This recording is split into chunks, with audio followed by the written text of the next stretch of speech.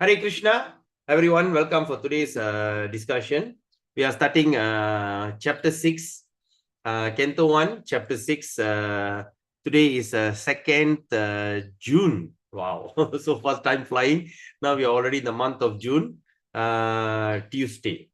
Tuesday. So we gathered here to continue our discussion. Okay, this morning I've sent a message in the group saying about expressing gratitude. Do you know how to do it? Any idea? Anyone?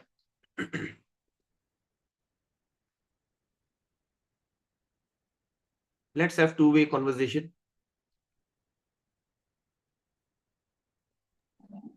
Hare Krishna Prabhu.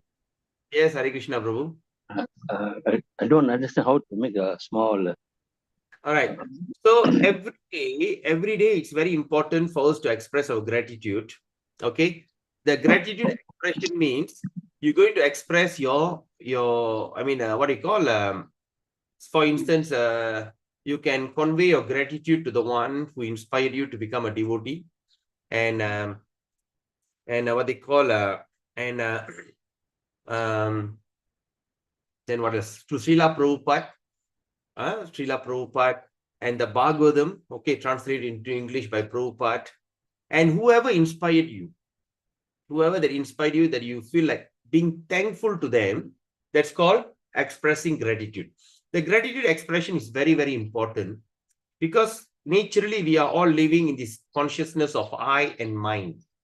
So we are all constantly. Sometimes we when we see another devotee, we also feel like a kind of not happy, see, I think I'm more advanced or something like that. So when we start to express gratitude, okay, when you express gratitude, that means, in other words, you are some or other in the mood of surrender. That means you're very thankful for everything that is happening around you.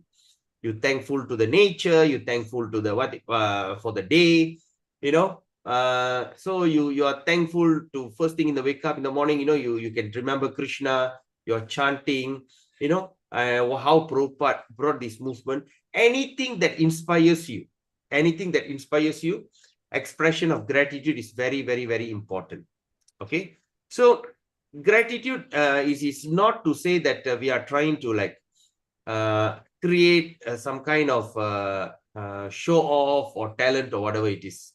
Okay, but what we are saying is, by expressing gratitude, you are actually have that humane nature or the Vaishnava etiquette, the Vaishnava nature, because the Vaishnavas are always very, very grateful to everything that happens around them.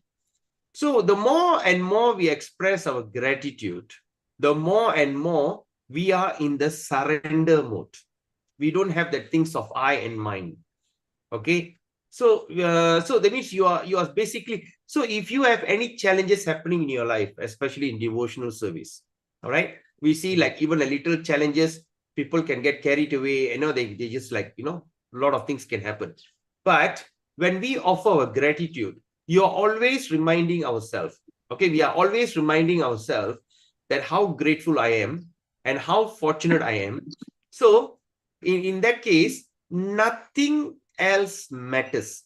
There's nothing else matters, especially, oh, I'm having this kind of thing. Oh, I'm having, no, you are very, very grateful. I mean, you're very lucky to be in this Krishna consciousness, especially under the flagship of Srila Prabhupada.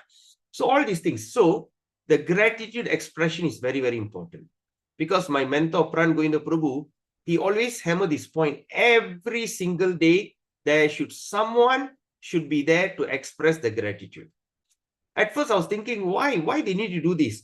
But as time goes on, that when you become thankful for everything that happens around you, there is no lamentation.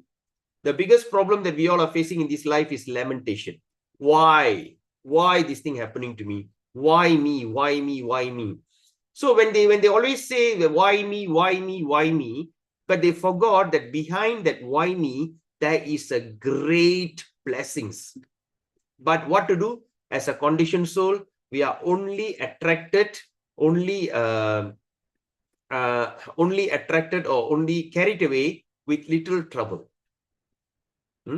Little trouble. It's just like you are a millionaire, but you're going out and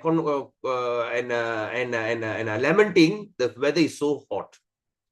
But you don't know, you can go back home and just simply on the aircon and live comfortably. But you're coming out from the house and say, oh, so hot, I can't take it. Why is it so hot? And start to call everybody, what is happening to the weather? The greenhouse, or this, a greenhouse situation happened, the world pollution, all start lamenting and grumbling and, all these kind of things. I'm just giving an analogy, example, so that you all can relate to. You can just simply go back home and just get into your house and on the aircon and sit comfortably.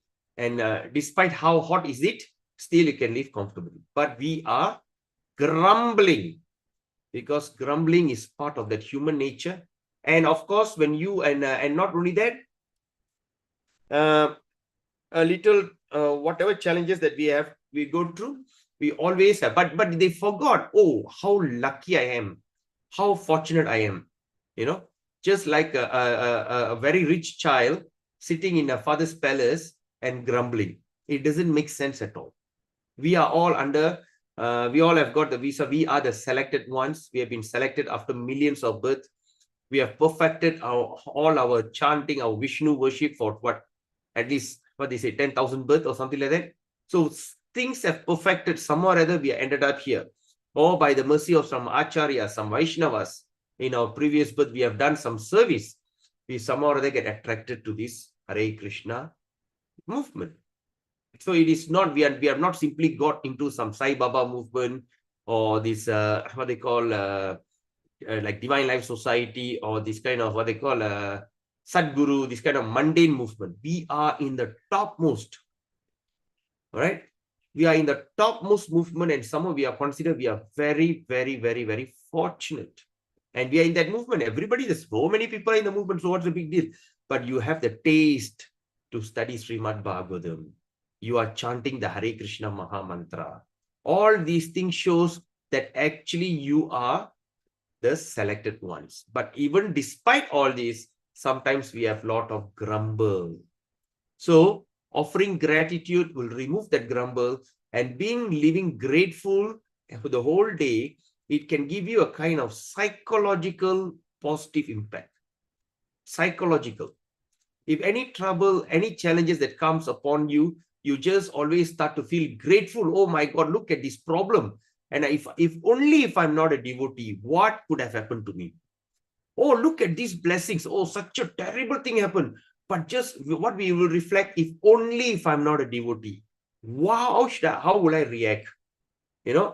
So that means when you are offering gratitude, you are somehow or other on a daily basis, you are living life as a human being. All right? Because human being is meant to enjoy. The human being is meant to look out for the true enjoyment, not the mundane enjoyment. So therefore, offering gratitude is very, very, very important. The basic gratitude offering, you must offer your gratitude to your spiritual master, to Srila Prabhupada, to Siksha Guru, whoever that inspires you, anyone. Like for instance, once they asked me to offer gratitude. I was so grateful to be connected through the Zoom. I told them, I'm so grateful. Even though coronavirus is something crazy, bad thing happened, but I'm so grateful because of coronavirus. I'm grateful to the guy who invented Zoom. And because of the Zoom, now we get connected to that US devotees and with Pran Govinda Prabhu and everything. So like that, anything that you feel very thankful. So as a devotee, we must be thankful in every moment in life. Being fully thankful, we have no place for lamentation. We have no place for stress. Okay. We have no place to show. There's no comparison. I do not need to compare myself with someone else. Oh, look at that. I think I'm better than him. Like sometimes when you see one devotee will come, I think I'm better than him. Kind of envy, right? It also happens in me. It's also in me, in my heart. I'm not to say I don't have it. I have it. But in order to overcome this kind of envy towards the other devotees, or when you look at other devotees, but the devotee can do wonders, I am not doing wonders, this kind of comparative, it's all not so good. Where it all boils down? it boils down to your chanting. You cannot concentrate in your japa.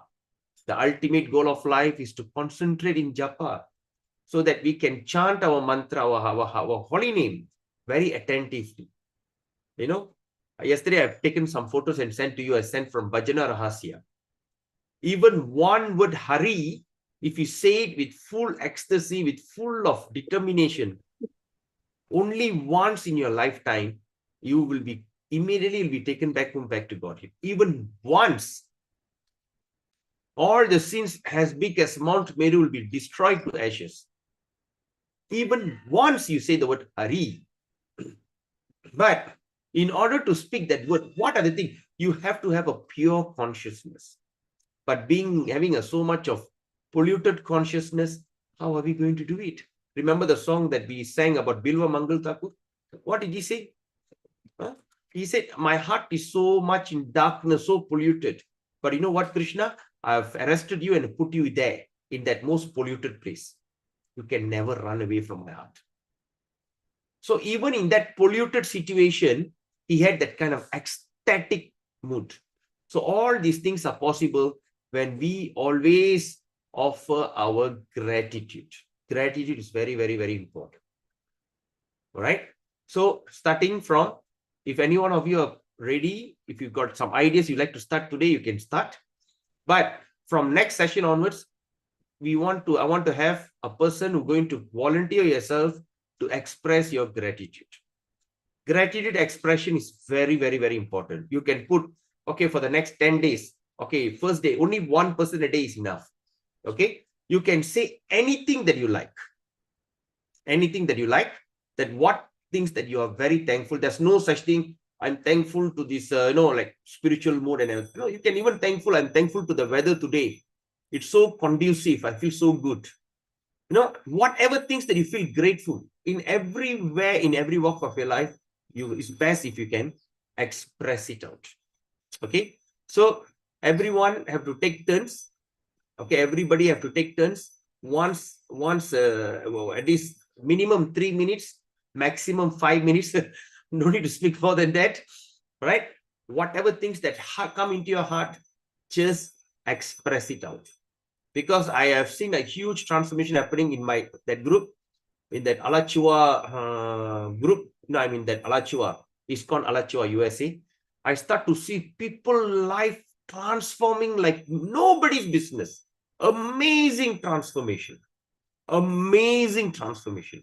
Because formally when they start, I have seen some frustration sometimes, until sometimes they have to disable the messages, all these kind of things. All the disable of the messages and everything. All right. So this morning, Charan Lakshmi Mataji asked me a question. So can I just type and send? No, you cannot type. Don't send in the group. You have to speak it out. You have to speak out in this session, in this group. When we start, express it out by spoken. Nothing like more powerful as spoken. Because the more you speak, the more you remember. That's why we ask you to chant Hare Krishna loudly. Why? Because when you're going to chant Hare Krishna, Krishna Krishna, Hare Hare, Hare Rama, Rama Rama, Hare Hare, you are hearing what you're saying. When you hear what you say, it sticks in our mind. And it sticks long enough.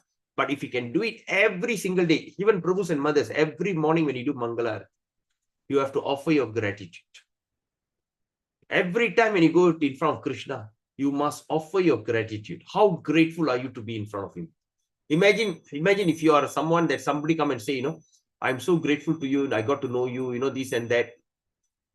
So by offering gratitude, even Krishna is very pleased with you.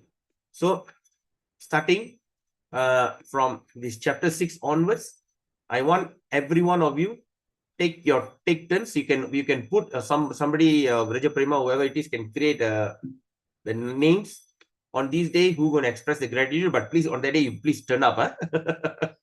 Don't on that day run away. So every one of you must express gratitude.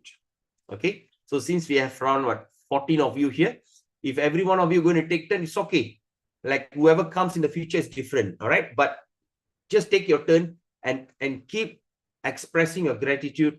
And by doing that, Prabhus and mothers, trust me, I have seen with my own eyes the transformation that happening in Alachua group. It is exponent. It's extraordinary. The way that devotee, like some people who just newly joined, just new, even just sign up for Bhakti Sastri, 6 months old devotee, 10 months old devotee. That's all. Not even 1 year. The transformation that she is having is unbelievable.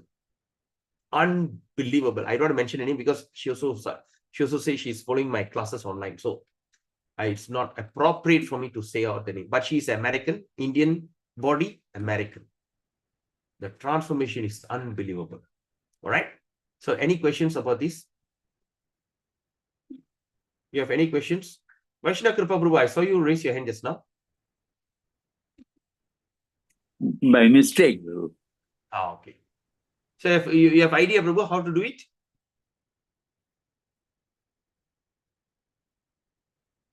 Every one of you got any question or not? So if it's okay, if you understand what I'm saying, just put a thumbs up. Then I can know every one of you are with me today. Yes, Raja Prema.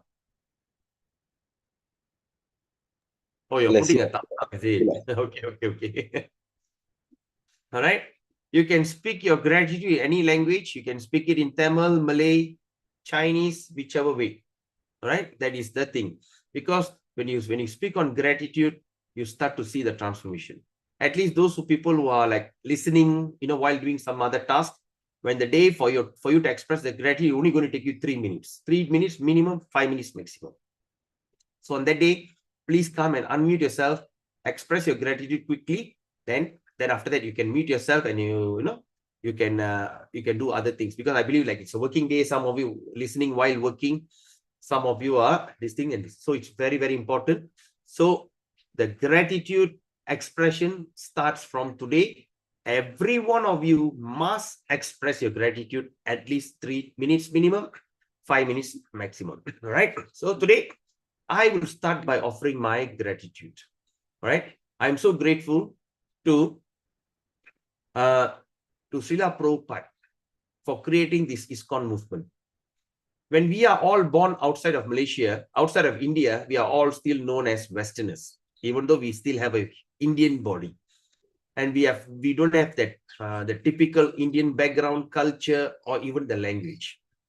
And Srila Prabhupada was so kind enough. He traveled the world at the age of 69. When he was still not very healthy, he's not healthy at all. Okay, he had 2 heart attacks. He went to America and created the International Society. I was listening to one of the lectures of Srila Prabhupada.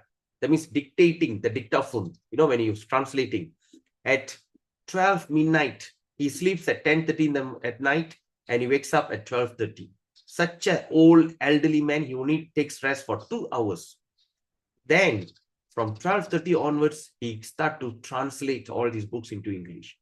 He spoke in such a way that this book flavors even the scientists, educated philosophers, and all walks of life would simply take shelter from this book. I'm so grateful to him. And I'm so grateful to my spiritual master, His Holiness Jayapataka Swami Guru Maharaj, for accepting me as such a great fallen soul, fallen fool and rascal. Tolerated me, even though I'm still not so qualified. He have accepted me as a disciple and gone inspiring me. I'm so grateful to him. And I'm so grateful to the person who brought me to the ISKCON, my uncle, Ratana Bahu, or his name is Ratana Sabhabadi Chettiar from Medicine. He brought me, despite all challenges, my other maternal uncles were like stopping him from doing that. But somehow or other, by trick, by hook or crook, he took me to the ISKCON. And then at the age in the year 1993, when I was 15 years old only, and I'm so grateful to him. If it's not because of him, I can't believe where my life should have been by now. Alas, I'm so grateful to my spiritual mentor, my most beloved friend, His Grace Pran Govinda Prabhu, for giving me so much of inspiration, teaching me in every aspect of life. Even though he's in America, Alachua, but his training and teachings are so wonderful that I can start to see the transformation happening in my heart. Alas, I'm so grateful to each and every one of you for being so enthusiastic in coming forward for these classes in Srimad Bhagavatam. Okay, because it's such a long studies, and of course taking up most of my precious time in the morning. But your enthusiasm is making me not to give any excuses, because this is going to be at least 5 years commitment. Every single day we're going to speak about it. Now, I'm so grateful to each and every one of you.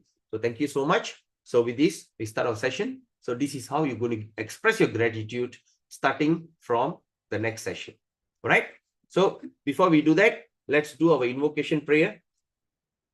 Om Ajnanatimirandasya Jnananjana Shalakaya Chakshurunmilitam Yena Tasmai Sri Gurave Namaha. Sri Chaitanya Manobhistam Stapidam Yena Bhutali Swayam Rupa Kadamayam Dadati Swaparantikam. Vandeham Sri Guru Sri Yuta Padakamalam Sri Gurun Vaishnavamscha Sri Rupam Sagarajadam Shagana Raghunathan Vidam Tam Sajivam Satvaitam Savaduta Parijana Saitam Krishna Chaitanya Devam Sri Radha Krishna Padan Sahagana Lalita Sri Vishakan Vidamscha. Namo Om Vishnu Padaya Krishna Prashtaya Bhutali Srimade Bhakti Vedanta Swami Niti Namine. Namaste Saraswati Devi Gauravani Pracharine Nirvishesha Shunyavadi Pasachare Starine. Namo Om Vishnu Padaya Krishna Prashtaya Bhutali Srimade Bhakti Siddhanta Saraswati Niti Namine. Shri Varshabhanavi Devi Daitai Kripadaye Krishna Sambandha Viknana Daine Prabhave Namaha.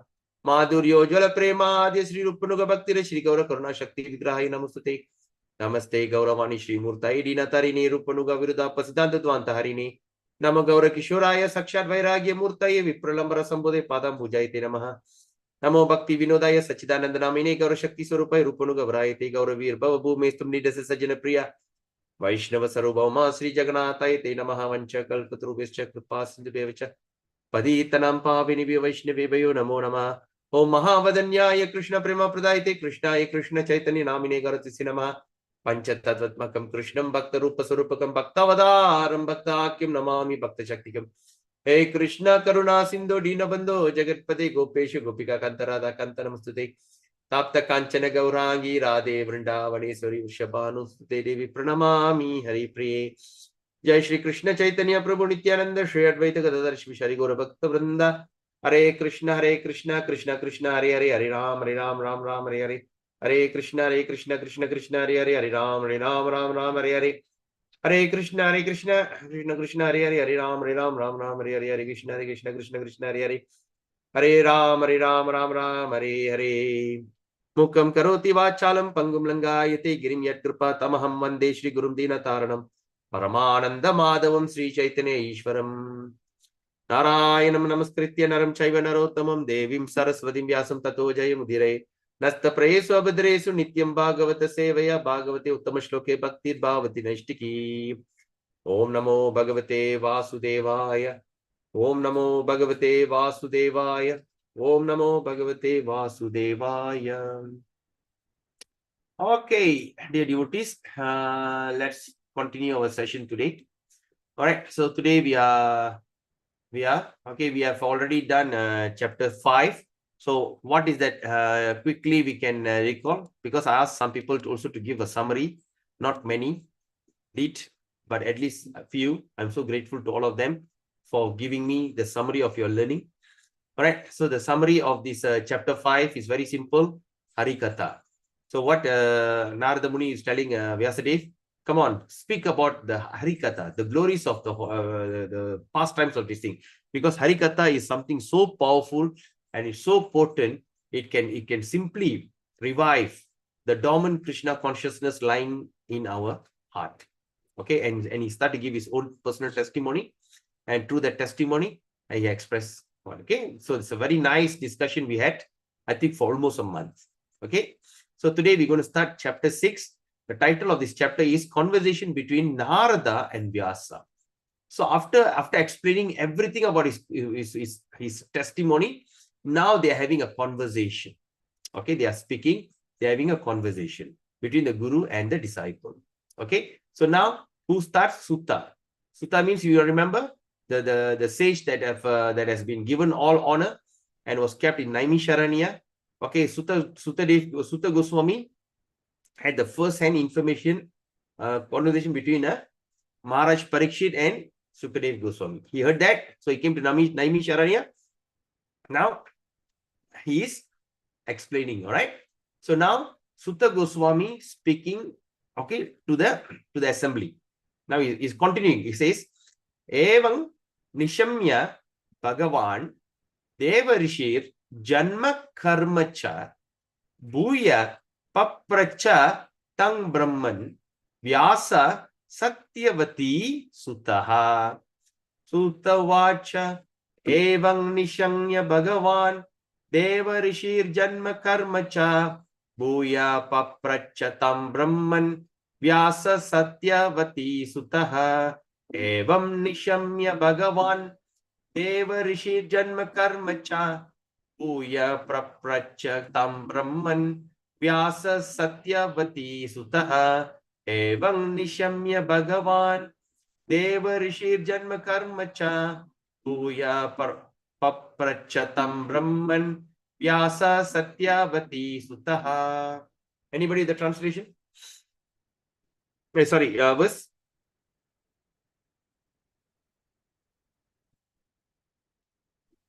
Please recite the verse.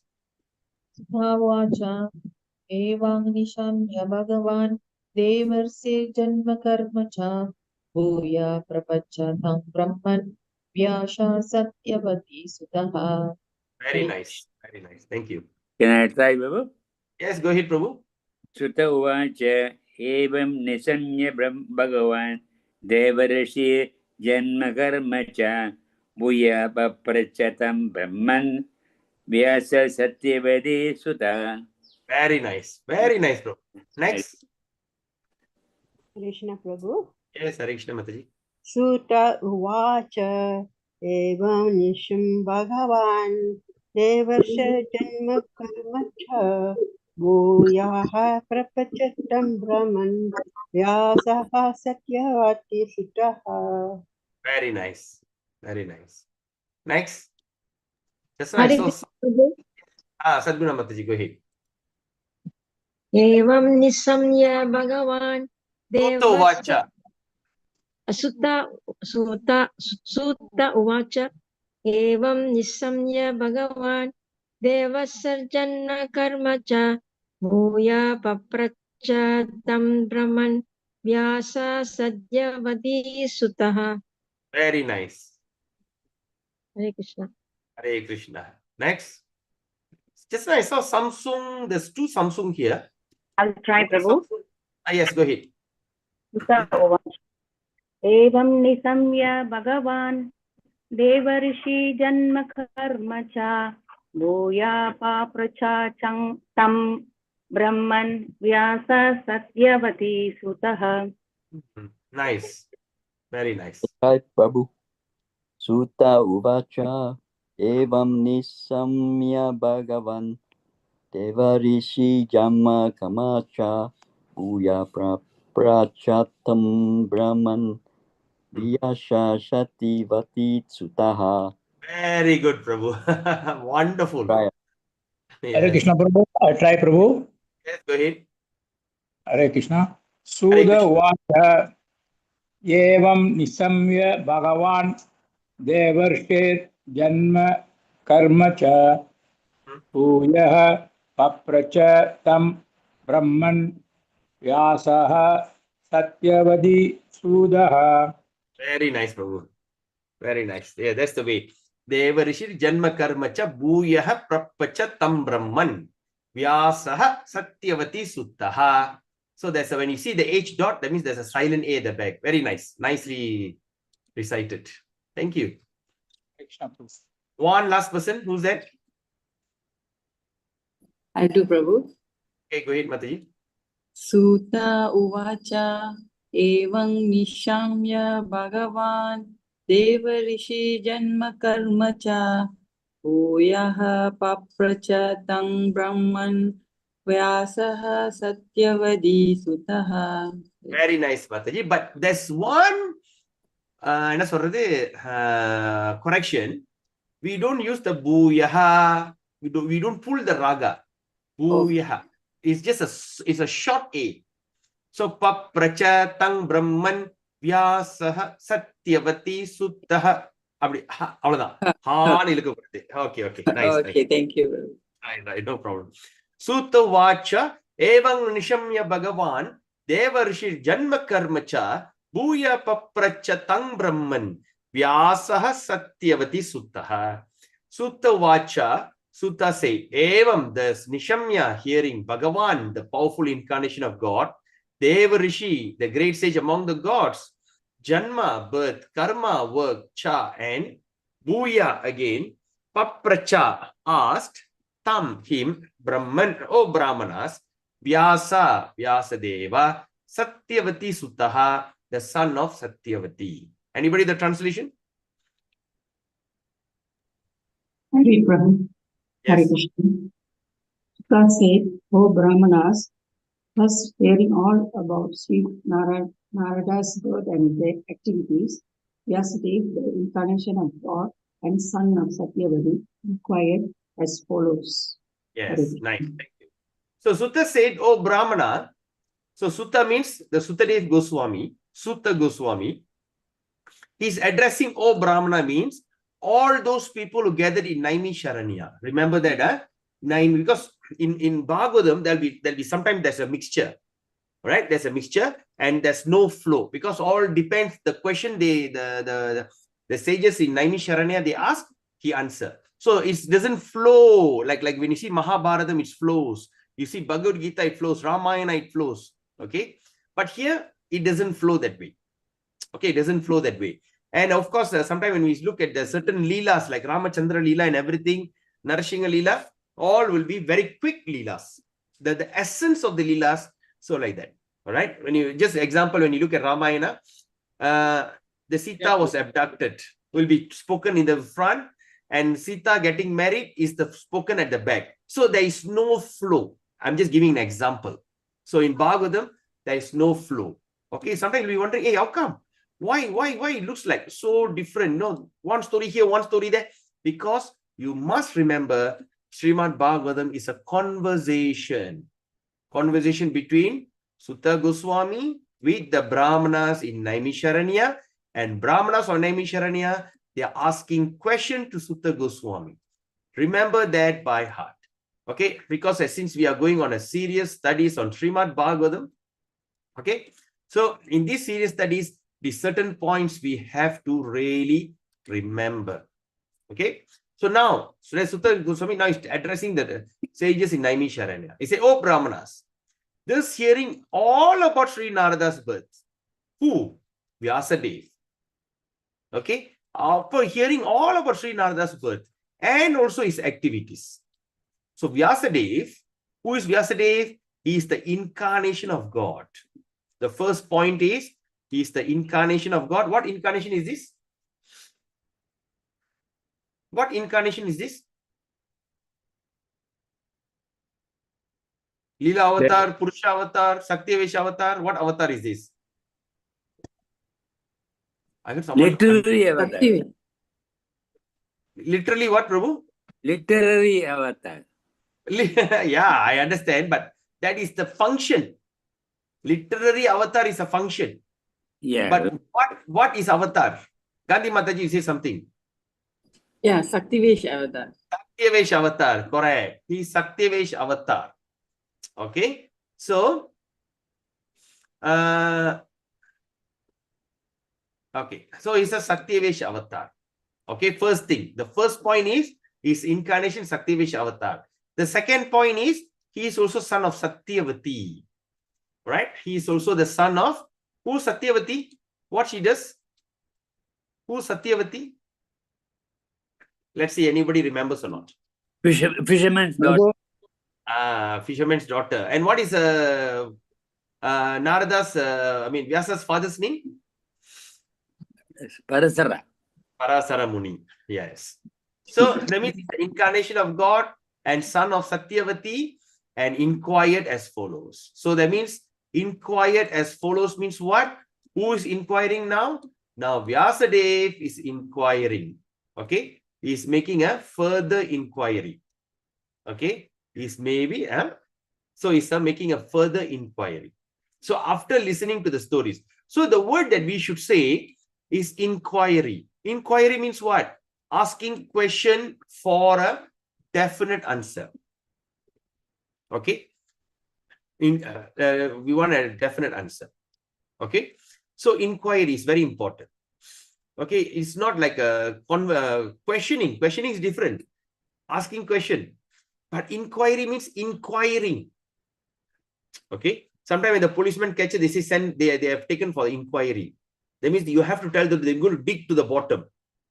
Okay. So like that. So it's inquired. So whenever we meet our spiritual master, we should inquire from him. Okay. Okay. Now let's look at the purport now. Vyasadeva was further inquisitive. How? Further inquisitive to know about the perfection of Naradaji. Right? He was so inquisitive. Well, just by listening to the story, by doing all that, you can achieve that. How can that be possible? So he became further inquisitive. And therefore, he wanted to know about him more and more. So in this chapter, Prabhupada writes, Naradaji will describe how he was able to be described, how he was able to have a brief audience with the Lord. What? Naradaji will describe how he was able to have a brief, the word is brief, audience, right? With the Lord. He just saw the Lord a split second, okay? While he was absorbed in transcendental thought of separation. What is that? While he was absorbed in the transcendental thought of separation, vipralamba, from the Lord when it was very painful for him. So the best way of worshipping the Lord is in the mode of vipralamba, in the mode of separation. Okay, in the mode of separation is the best way. So that means he was in a transcendental thought of separation, and when it was very painful to him, he can't tolerate it. Okay, let's look at text 2. Now Vyasa is putting up the question. Vyasa uvacha bhikshubir vipravasite, having departed to other places. Okay, that's vipralamba. Okay, Vyasa uvacha bhikshubir vipravasite vijnanadesh trishbistava vartamano vayasyadye tata kim akurod bhavan. Sri Vyasa uvacha, Sri Vyasadeva said, Bhikshubi, by the great mendicants, Vipravasite, having departed for other places, Vijnana, scientific knowledge in transcendence, Adeshitribihi, those who had instructed, Tava of yours, Vartamana, present, Vyasa, of the duration of life, Vayasi, see, Vartamana, present, Vayasi, the duration of life. In Tamil, we call Vayasi, right? Ethana Vayasi. So Vayasi is the duration of life. Adye, before the beginning of. Tata, after that. Kim, what? Akarot, did. Bhavan, your good self. Anybody the translation?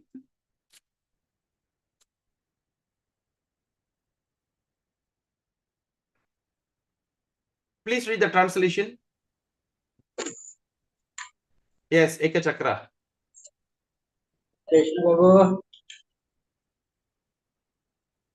Vyasa said, why did you, Narada, do after the departure of the great sage who had instructed you from the beginning of your present birth, science, translation knowledge? Very good. Very good, Eka Chakra. Very good. Sri Vyasadeva said, so now the question Sri Vyasadeva asked, what did you do after the departure of the great sages who had instructed you from the beginning of your present birth? Okay, so now he asked, after the departure of the great sages, after the great sages all left, okay, what did you do? That is the beginning of your present birth. Okay, and somehow, and how the instruction was given in a scientific way, scientific transcendental knowledge. So Vyasadeva asked, what happened? Okay, so now the purport is, Vyasadeva himself was a disciple of Narada, and therefore it is natural to be anxious to hear what did after initiation from the spiritual master. Okay, what is that is, Vyasadeva himself was a disciple of Vyasadeva, Narada Muni, Naradaji. And therefore, it is natural to be anxious to hear. It's very natural to anxious to hear what he did after initiation from the spiritual master. So that means we understand after taking initiation, what happened to you? What did you do? Sometimes we all want to, that's why sometimes when we start to read our Leela Mrita or the pastimes of our spiritual master, we are always become so much in what they call in ecstasy. We want to know where did he born, who was his parents, so like that. So now, why he asked that question? Because Vyasadeva wanted to follow in Narada's footstep. He wanted to follow in the Narada's footstep in order to attain to the same perfect stage of life. All right? And this is something that is very important because Vyasadeva wanted to follow the Narada's footstep so that he can attain the same perfect stage of life. So that is what. So we do not need to reinvent the wheel. We simply need to follow the acharyas. So always we have to be very anxious to hear from acharyas. We should be anxious to read more and more. Like for instance, his purport is Prabhupada Bhashya. There are so many Bhashyas. Like Bhakti Vinod Thakur's Nectar of, Harinam Chintamani. All this Bhakti Siddhanta Saraswati Prabhupada's Brahma Samhita. Like that, there's so many Bhashyas. So we should always must be very anxious. The word of this, it is to be anxious. Anxious is something which is a very bad, negative negative, what they call a way of life, being in anxiety. But here, we have to be anxious. We are always anxious to make money. We are always anxious waiting for the children to come back home. Always we are anxious, and that anxious creates stress, depression, frustration. When that anxious, see, while you're waiting for someone, suddenly that person didn't turn up, the person can become frustrated. Yes or not? Like last Sunday, we were expecting some devotee, right, from Penang to come and address the youth. I was so excited because he was my mentor also. We are all so excited. I had my sisters all were down. We all wanted to go out. But suddenly he said, no, he's coming. I have to be there. When I went there, he's not there. Because he couldn't make it. He's not feeling well. So being in that and anxious to see him, suddenly that he didn't turn up. So because I always check and balance. I always feel, I always check how I feel. So what it creates frustration. Oh, I've been looking forward for him and he came. Oh, sometimes you feel like dejected and all. But here it's not like that. In spiritual life, we are always anxious to what? To hear. We must be always anxious to hear. What? Further and further and further. Because hearing and inquiring, it's a very, very, very important. If you want to hear, naturally what will happen? You will start to ask questions. You start to ask questions, all right? Because why he was anxious to know? Because he wants to follow the same footstep that how Naradaji attained the same perfect stage of life. Because he also wants to attain that thing, okay? So this desire to inquire from the spiritual master is an essential factor.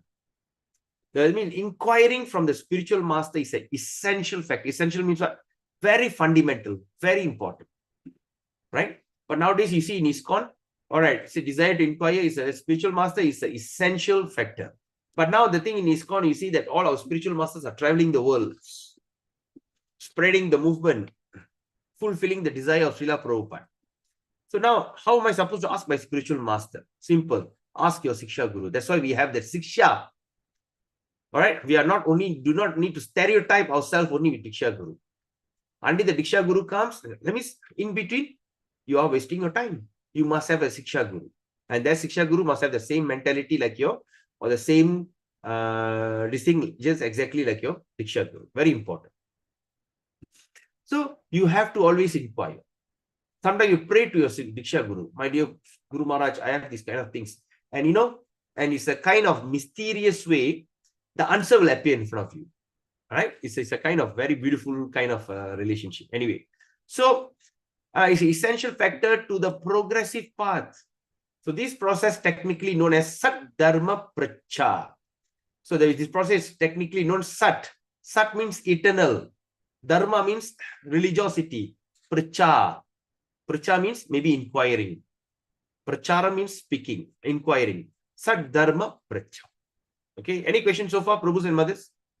Do you have any questions? All right. Now, let's look at the text 3.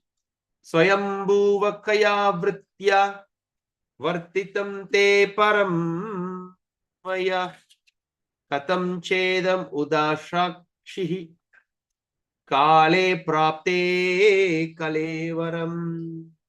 Swayambhava, O son of Brahma, Swayambhuva, son of Brahma. Kaya, under what condition? Vritya, occupation. Vartitam was spent. Te, you. Param, after the initiation. Vayaha, duration of life. Katam, how. Chedam, how that. Udashakshihi, did you quit? Kala, in due course. Prapte, having attained. Kalevaram, body. Translation, please, anybody? O son, translation, Prabhu. O son of Brahma, how did you pass your life after initiation?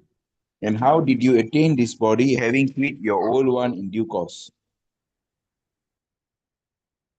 Okay, nice. Thank you. Oh, son of Brahma. Who is the son of Brahma? Narada Muni is son of Brahma. Okay, it's a long story. Okay, anyway, son of Brahma. How did you pass your life after initiation? How did you pass your life after initiation? And second question again, how did you attain this body after quitting your old one in due course? Okay, after you quit your old body, what did happen to you? All right, now, Sri Narada Muni in his previous life was just an ordinary maidservant's son. He's just an ordinary person. So, how he became so perfectly transformed? That was the question. How he became so perfectly transformed.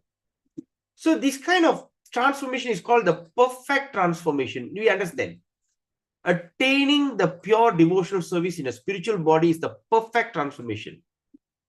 Yes, proper writes here. Into the spiritual body and of an eternal life. Okay. How you perfectly transform into a spiritual body, number one. And son of eternal life. And not only eternal life, extreme bliss and full of knowledge. Satchit Ananda Vigraha. Okay, was certainly important.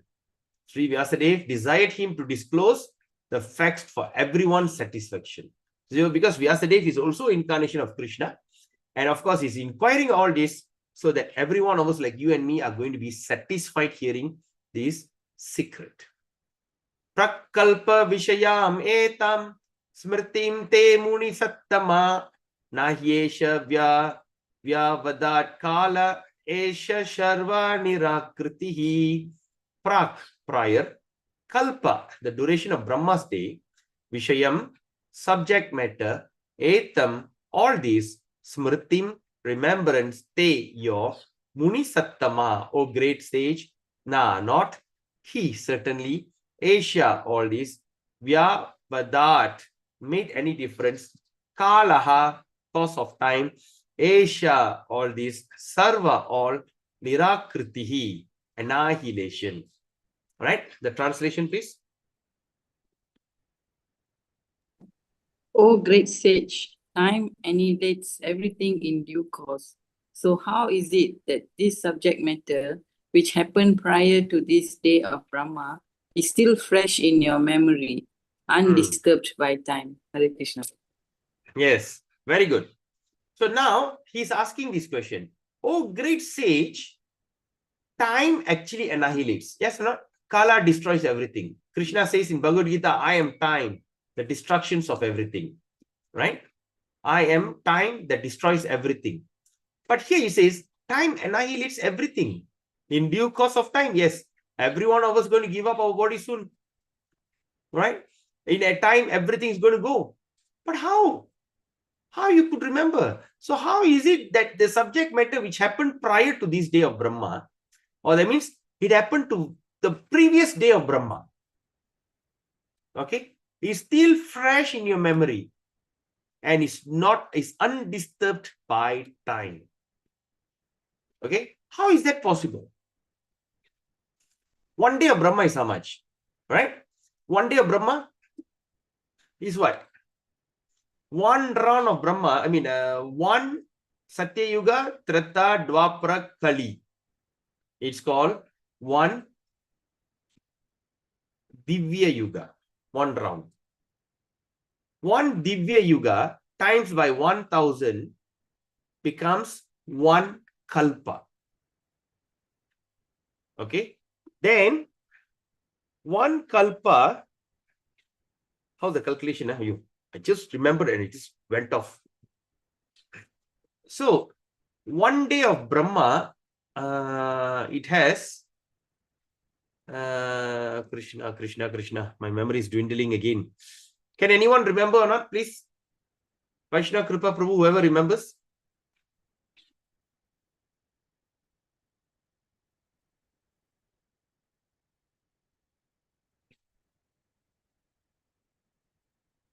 No one remembers?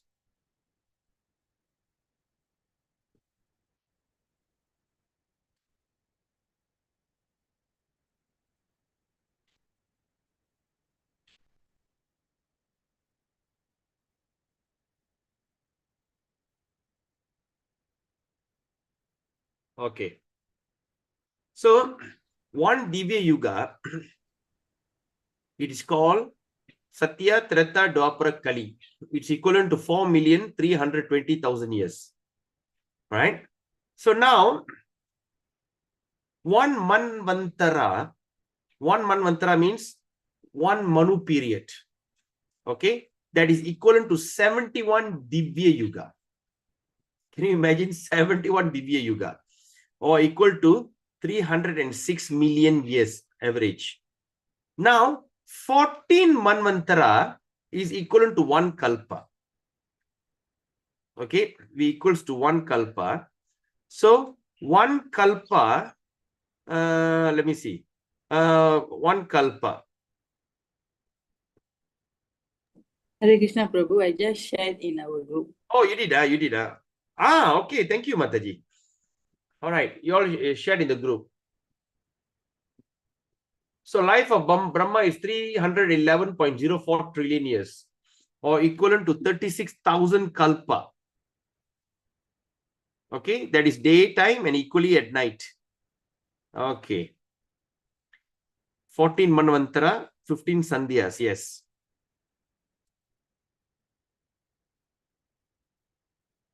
Satya, Treta, Dwapara, Kali equal to 71 Divya Yuga is, yes, one Manvantara. And there is a 14 Manvantaras. Okay, that is equivalent to 1 day of Brahma. So one Kalpa is 1 day of Brahma, that is morning to morning. So night to night, there's another day. That means 1 day you got 2 Kalpa. Wow.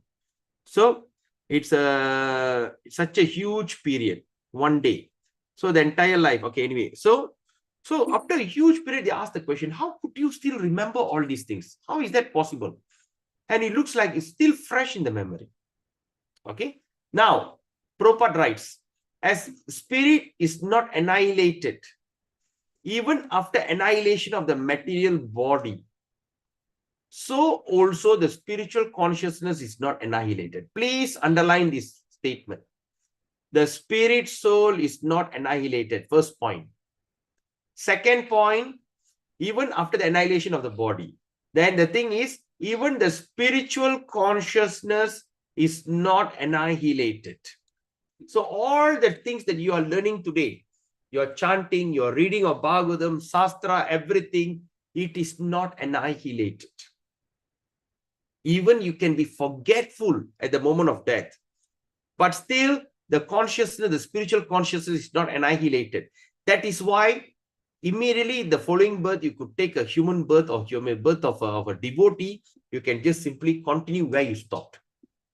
Right? So say like, for instance, I stop reading up to Canto's Canto 1, chapter 6, I die. I born again, I'm going to continue from Canto 7, Canto 1, chapter 7 onwards. So when I'm going to study chapter 7 onwards, what happened from chapter 1 to chapter 6? Do I forget? No. You still remember. That's why Prabhupada writes here, spiritual consciousness is not annihilated. Sri Narada developed this spiritual consciousness even when he had the material body. In the previous kalpa. Wow. Consciousness of the material body means spiritual consciousness expressed through the medium of a material body. Right? What Prabhupada writes? Consciousness of the material body. That means the consciousness of a material body, right?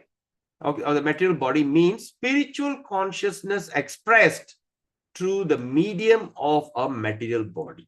So all the things we are sitting here, listening and everything we are expressing using a material body. This consciousness is inferior, destructible, and also perverted. But Prabhupada writes, super consciousness of the supra mind in the spiritual plane is as good as the spirit soul and is never annihilated. So that means what?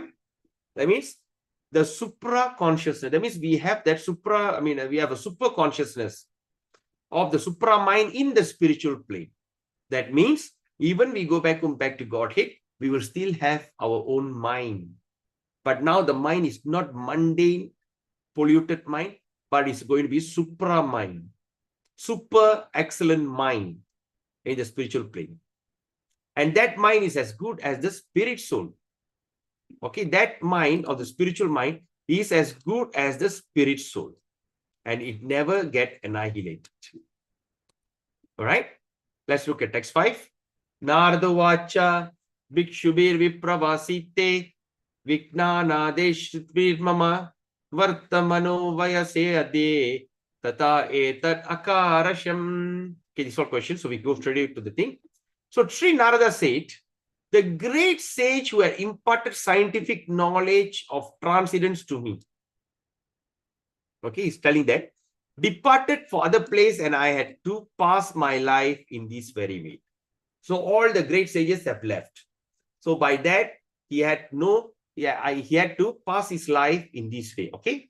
So in his previous life, when Naradaji was impregnated with spiritual knowledge, by the grace of the great sages, there was a tangible change in his life. There's a big change in his life.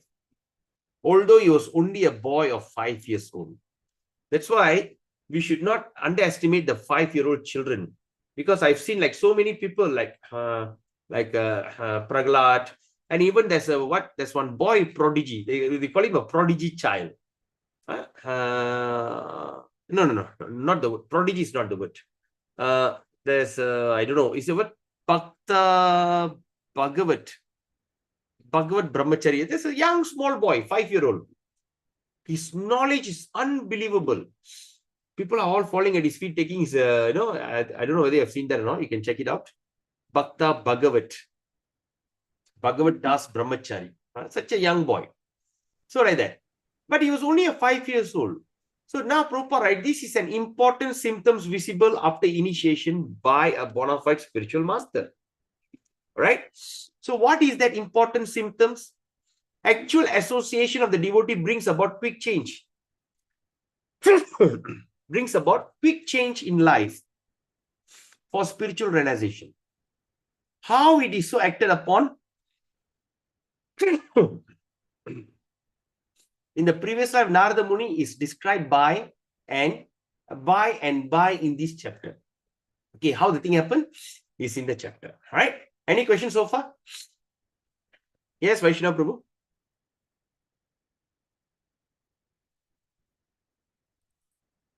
Yes, Prabhu. The text 4, Prabhu. Huh? I would like you to go through one more time the super consciousness, Prabhu.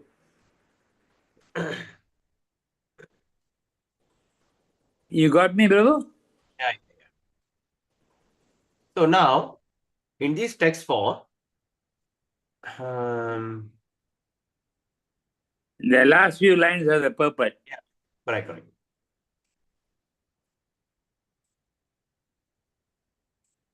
Okay. Now, the last line that Prabhupada explained here. Okay. What he says, develop the spiritual consciousness, Prabhu. Even he had his material body in the previous kalpa. Okay. So that means what Prabhupada writes here, say like a spirit is not annihilated even after the annihilation of the material body, the spirit. Okay. And also the spiritual consciousness, Prabhu, it's not annihilated. You got this? But actually in Bhagavad Gita, this is annihilated, but in your next birth, Lord will give it back to you. Jnanam, smriti, jnanam, apohanam. He will Yes. correct that forgetfulness, Prabhu. Correct. But that is for who, Prabhu? For the devotee or for a karmi? If he is going to be born again, should be a karmi, Prabhu. Exactly. Not a karmi. A devotee is not finished his job yet. Correct. But the thing is, how the devotee could immediately take, you know what Prabhupada says? For a devotee is only a 7-month sleep.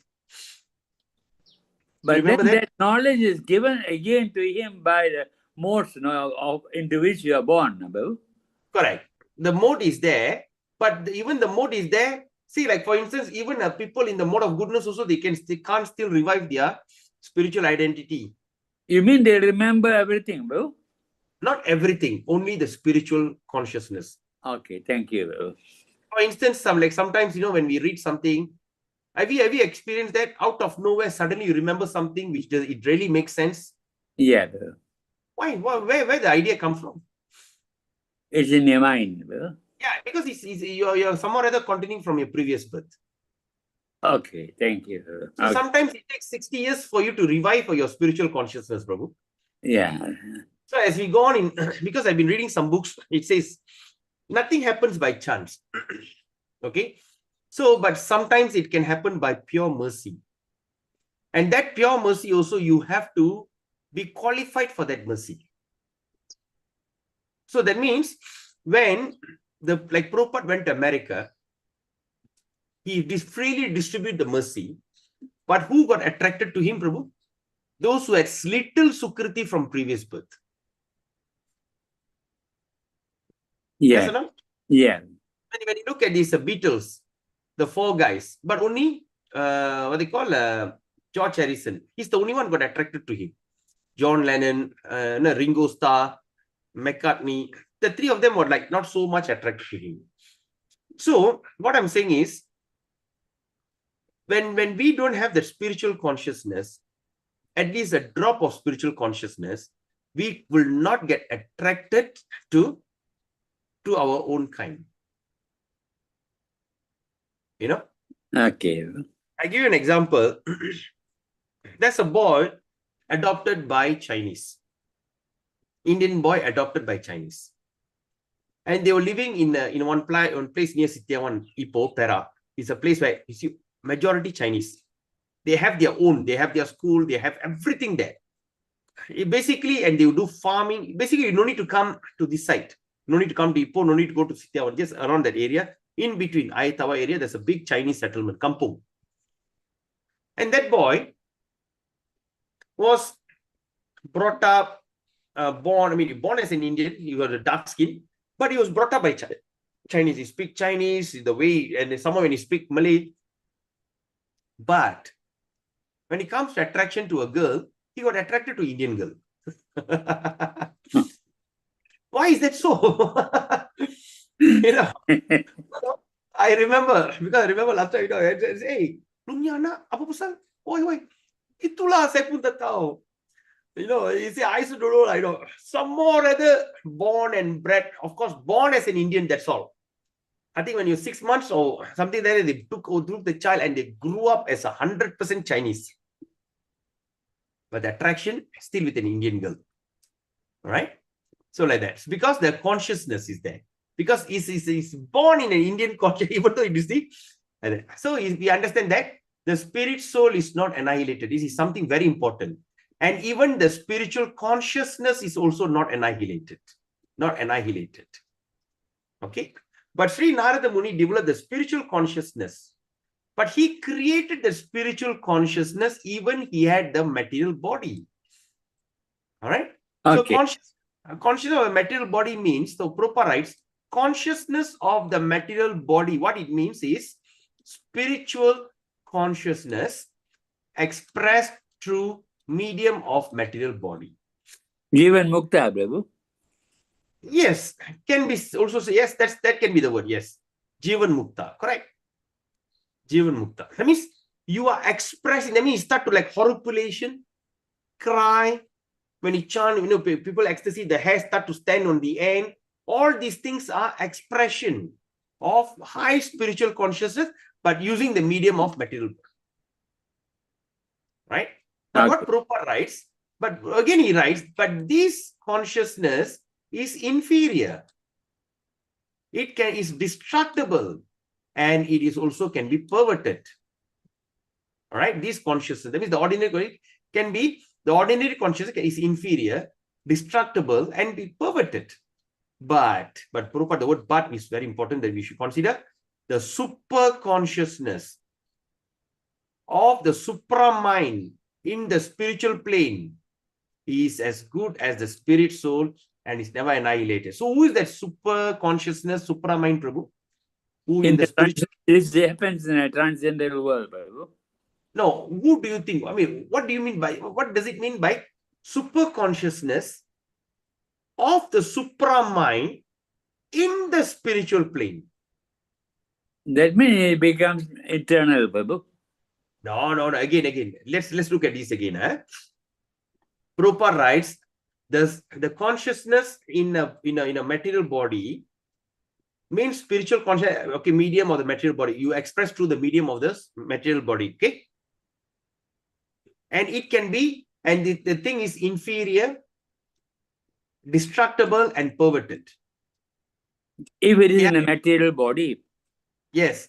But now the question is, Prabhupada used the word but here, but he says super consciousness of the supra mind in the spiritual plane is as good as the spirit soul and is never annihilated. That means Prabhu has gone over to the spiritual world already.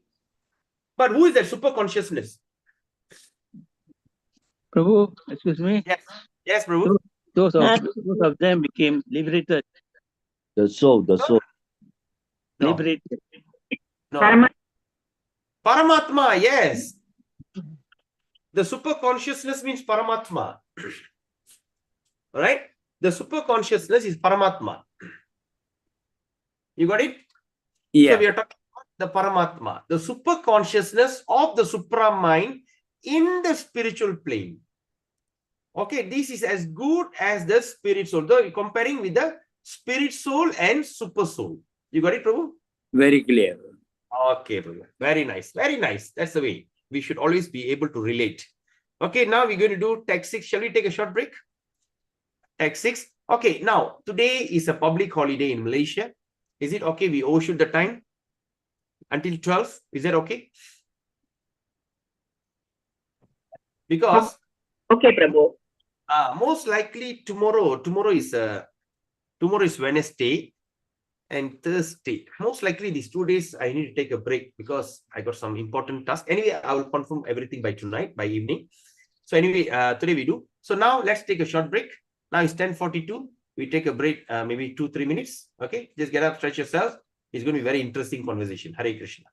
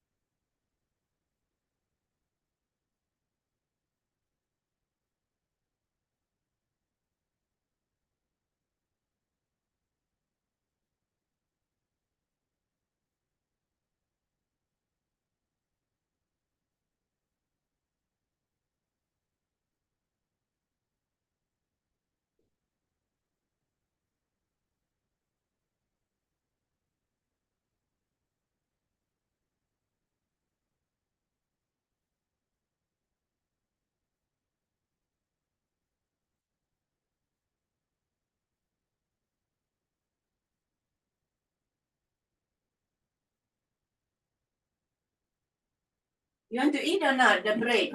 Then tell lah, bakar lah.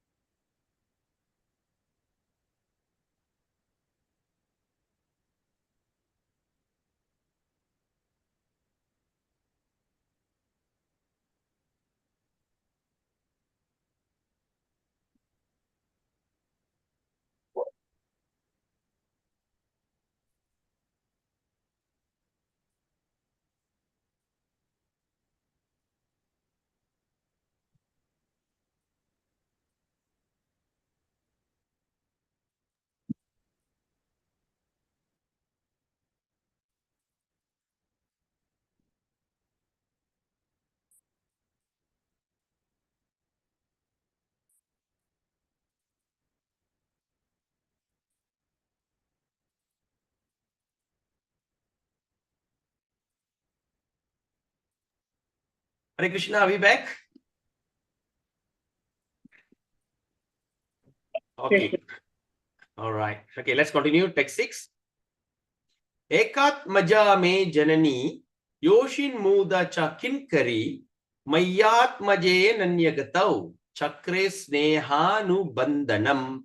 Ekat maja, having only one son, may my janani, janani means mother, yoshit, woman by class, muda, foolish, cha and kinkari, maid servant, Mayi unto me, Atmaje being her offspring, Ananya Gatau, one who has no alternative for protection, Chakre did it, Sneha Anubandhanam, tied by affectionate bondage. Translation?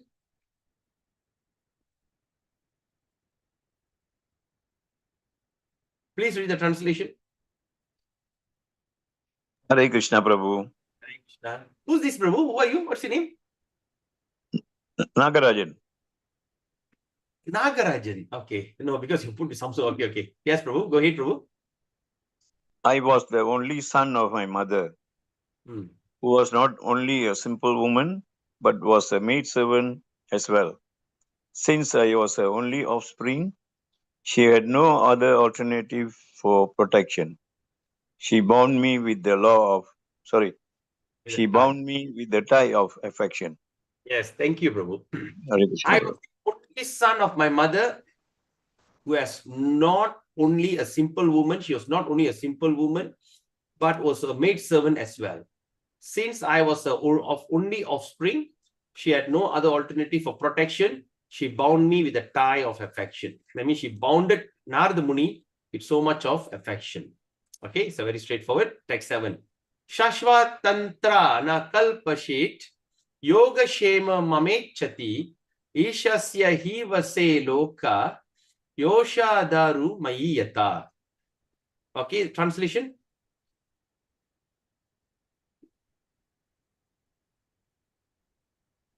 Go ahead, Nagarajan Prabhu, if you are available. Prabhu, Hare Krishna. Go ahead, Prabhu.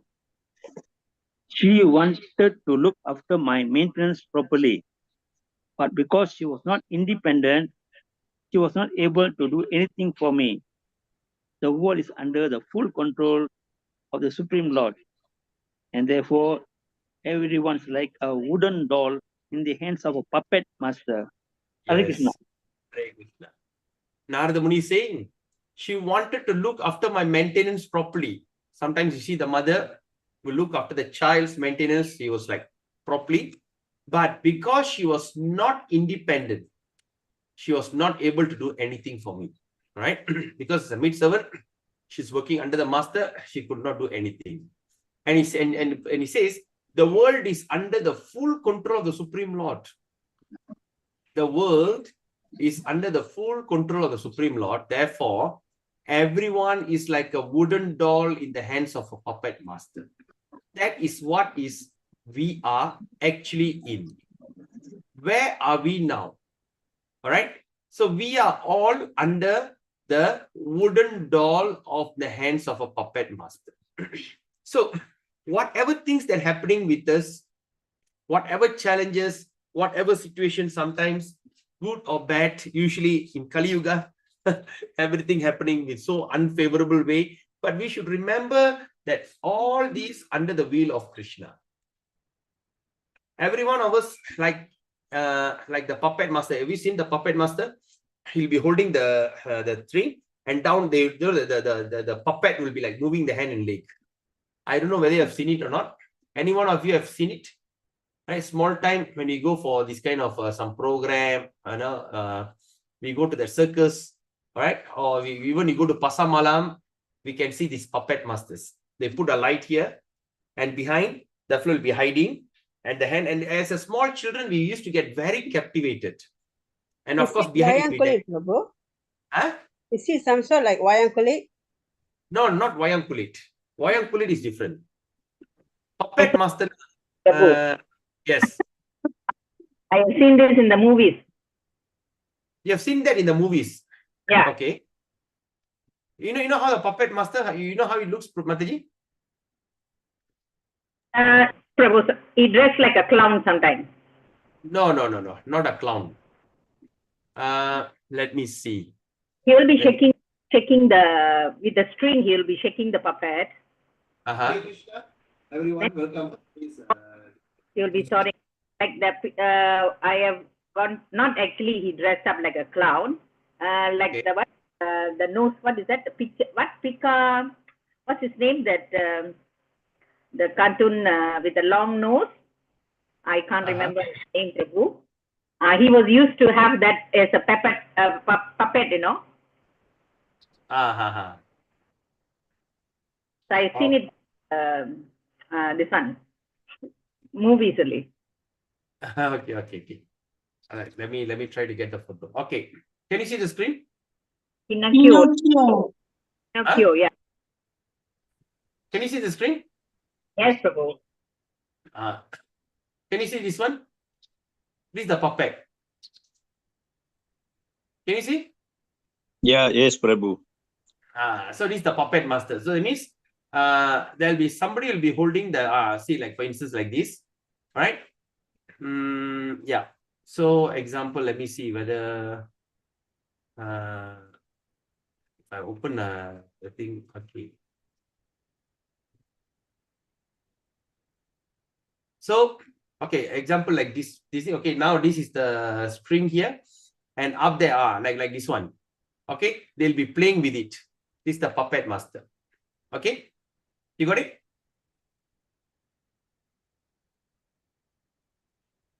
Everyone?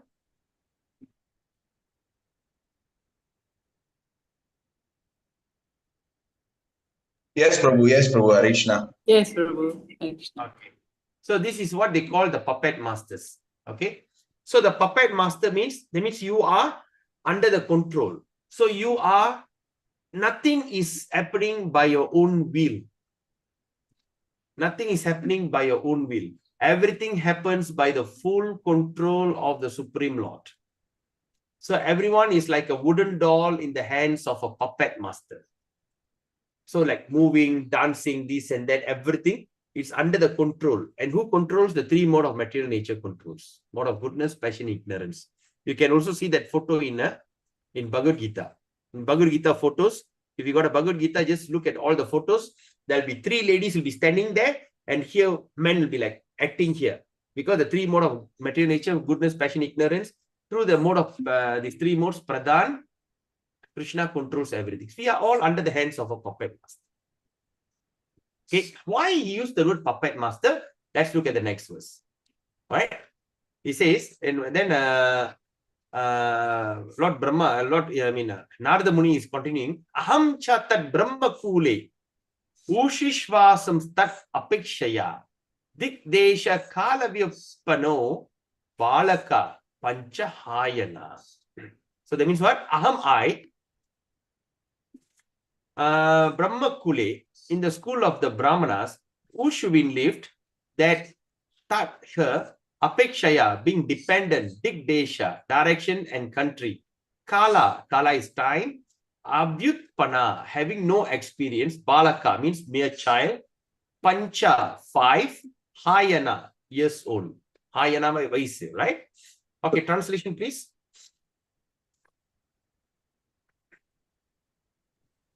Shall I, Prabhu? Yes, go ahead. When I was a mere child of 5 years, I lived in a Brahmana school. I was dependent on my mother's affection and had no experience of different lands. Okay.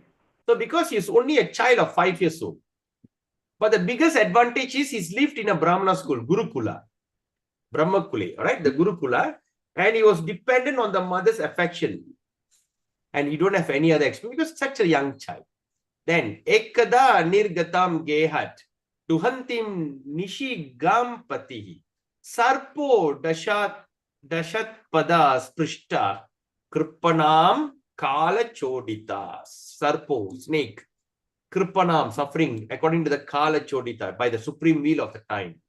Ekada, once upon a time, nirgatam, having gone away, gehat, from home, duhantim, for milking, at night, nishi, at night, gum, the cows, patihi, on the path, sarpa, sarpam, right? In Tamil also we call sarpam, snake, other side, beaten, pada, on the lake, pada, sprishta, the struck, kripanam, the poor woman, kala chodita, influenced by the supreme time. Translation? Once upon a time, my poor mother, when going out one night to milk a cow, was bitten on the leg by the serpent, influenced by supreme time. So he writes, once upon a time, my poor mother, when going out at night to milk a cow, she was bitten in the leg by a serpent. So being bitten by the serpent, all this is influenced by the supreme time. What is time? Time means kala. Kala is what? The one who destroys everything. Okay. So now, Prabhupada, in the way of dragging a sincere soul nearer to God. Now, Prabhupada writes, please pay attention to this. Very important. That is the way of dragging a sincere soul nearer to God. What does that mean? Whenever we have some kind of trouble which is beyond our perception, we sometimes we can't like perceive why, right? So what Prabhupada writes, this is the way of dragging a sincere soul nearer to God. So in order for Krishna to take us near to the God, he first of all removes all his entanglement. The biggest entanglement that we are all having, sometimes we cannot get rid of it by our own whims. Sometimes forceful act is required. Like Srila Prabhupada, he's supposed to be the savior of the world. But he couldn't sever his ties with his family. So Krishna arranged in such a way that the family started to hate him and he was so frustrated and he left the family. He left the family. And before that, before he left the family, what are the things happened to him? He lost his business. His business was supposed to be very good business. The business went lost. People cheated him. People owe him, don't give money. Everything. I think we have read that, I think around last month, if I'm not mistaken. Sometimes how Krishna jerked the person by taking away everything. So by doing that, everything was taken away from Prabhupada. And because of that, today we are here sitting and studying the Shastra. So what Prabhupada writes, this is the way of dragging a sincere soul nearer to God. So Prabhus and mothers, of course, this is something which is not everybody likes to experience. But if by chance, if we are going through this kind of experience, we should be happy that actually we have been dragging very near to Krishna. That's why again I'm telling you, offering gratitude is very, very, very important. Because even you go through this kind of situation, you can still remain focused and positive. Because Krishna is there to help you. Right? Then Prabhupada writes, the poor boy being looked after only by his affectionate mother. And yet, the mother was taken from the world by the supreme will. For what? In order to put him completely at the mercy of the Lord. Completely at the mercy. Okay? Text 10.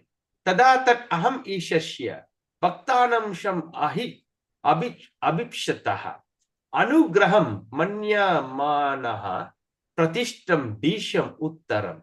Tada, at that time, that aham I, ishasya, of the Lord, bhaktanam, of the devotees, some mercy, adipshata, desiring, anugraham, special benediction, manyamana, thinking in that way, pratishtam, departed, disham uttaram, to the northern direction. Disha means desha, uttara means, in Malay also we call uttara.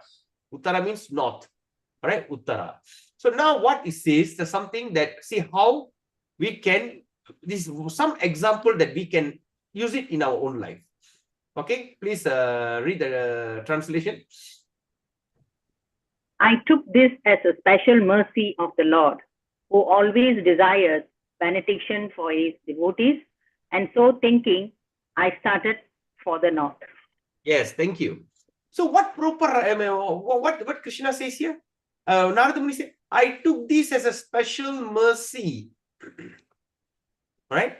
And this special mercy, Lord, who always desires what? Special mercy of the Lord, who always desires. That means Krishna always desires. Desire what? He desires benediction. Benediction of his devotees. And so thinking, I started to the Lord. So what we can understand from this? So it's a special mercy actually, Prabhus and mothers. Because the Lord always desires. He always desires that you come back to him. And this is a kind of benediction. Yes, Chaitanya Raya Prabhu. Prabhu, before we go further, I just want to catch up a little that you see, this Narayana Muni is 5 years old, and he got this is a super transcendental knowledge that he can absorb, he can understand. Was it due to the previous verse? He was saying that because of the supra mind, that the super consciousness is dictating him. No. He haven't gone to that yet. We haven't got to that yet. He's talking about the preliminary stage, starting off. Okay. But just wondering how he can see that. See, this is only the preliminary. You haven't gone into the supra mind or all that haven't yet. It's still at the starting. Just imagine what we can understand from here. The Harikatha, hearing the pastimes of the Lord, is so powerful until he could take this as a special, he can understand the trouble. Such a young boy. The mother is the only shelter. And she died. He's an orphan. A young boy, 5-year-old boy, have turned into orphan. What can he do? But he took it as a special mercy. How can a 5-year-old boy can understand this? That is called the Harikatha. That's why chapter 5 was important. Because that's why Narada Muni was in great ecstasy. Was hammering to Vyasadeva, you should do this. Let me tell you my story. So imagine the amount of excitement that Narada Muni had when he was addressing this to Vyasadeva. The special mercy of the Lord. Okay? The Lord always, not whenever you feel like it.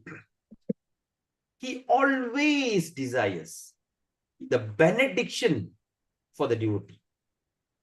So because thinking like that, and he writes, I started for the north. So he just don't know where to go. He just went to the north. Okay? The purport. Prabhupada writes, confidential devotees of the Lord see in every step the benedictory direction of the Lord.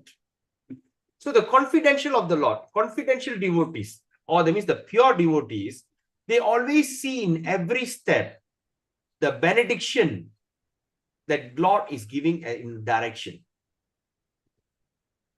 Okay. What is considered to be an odd or difficult moment?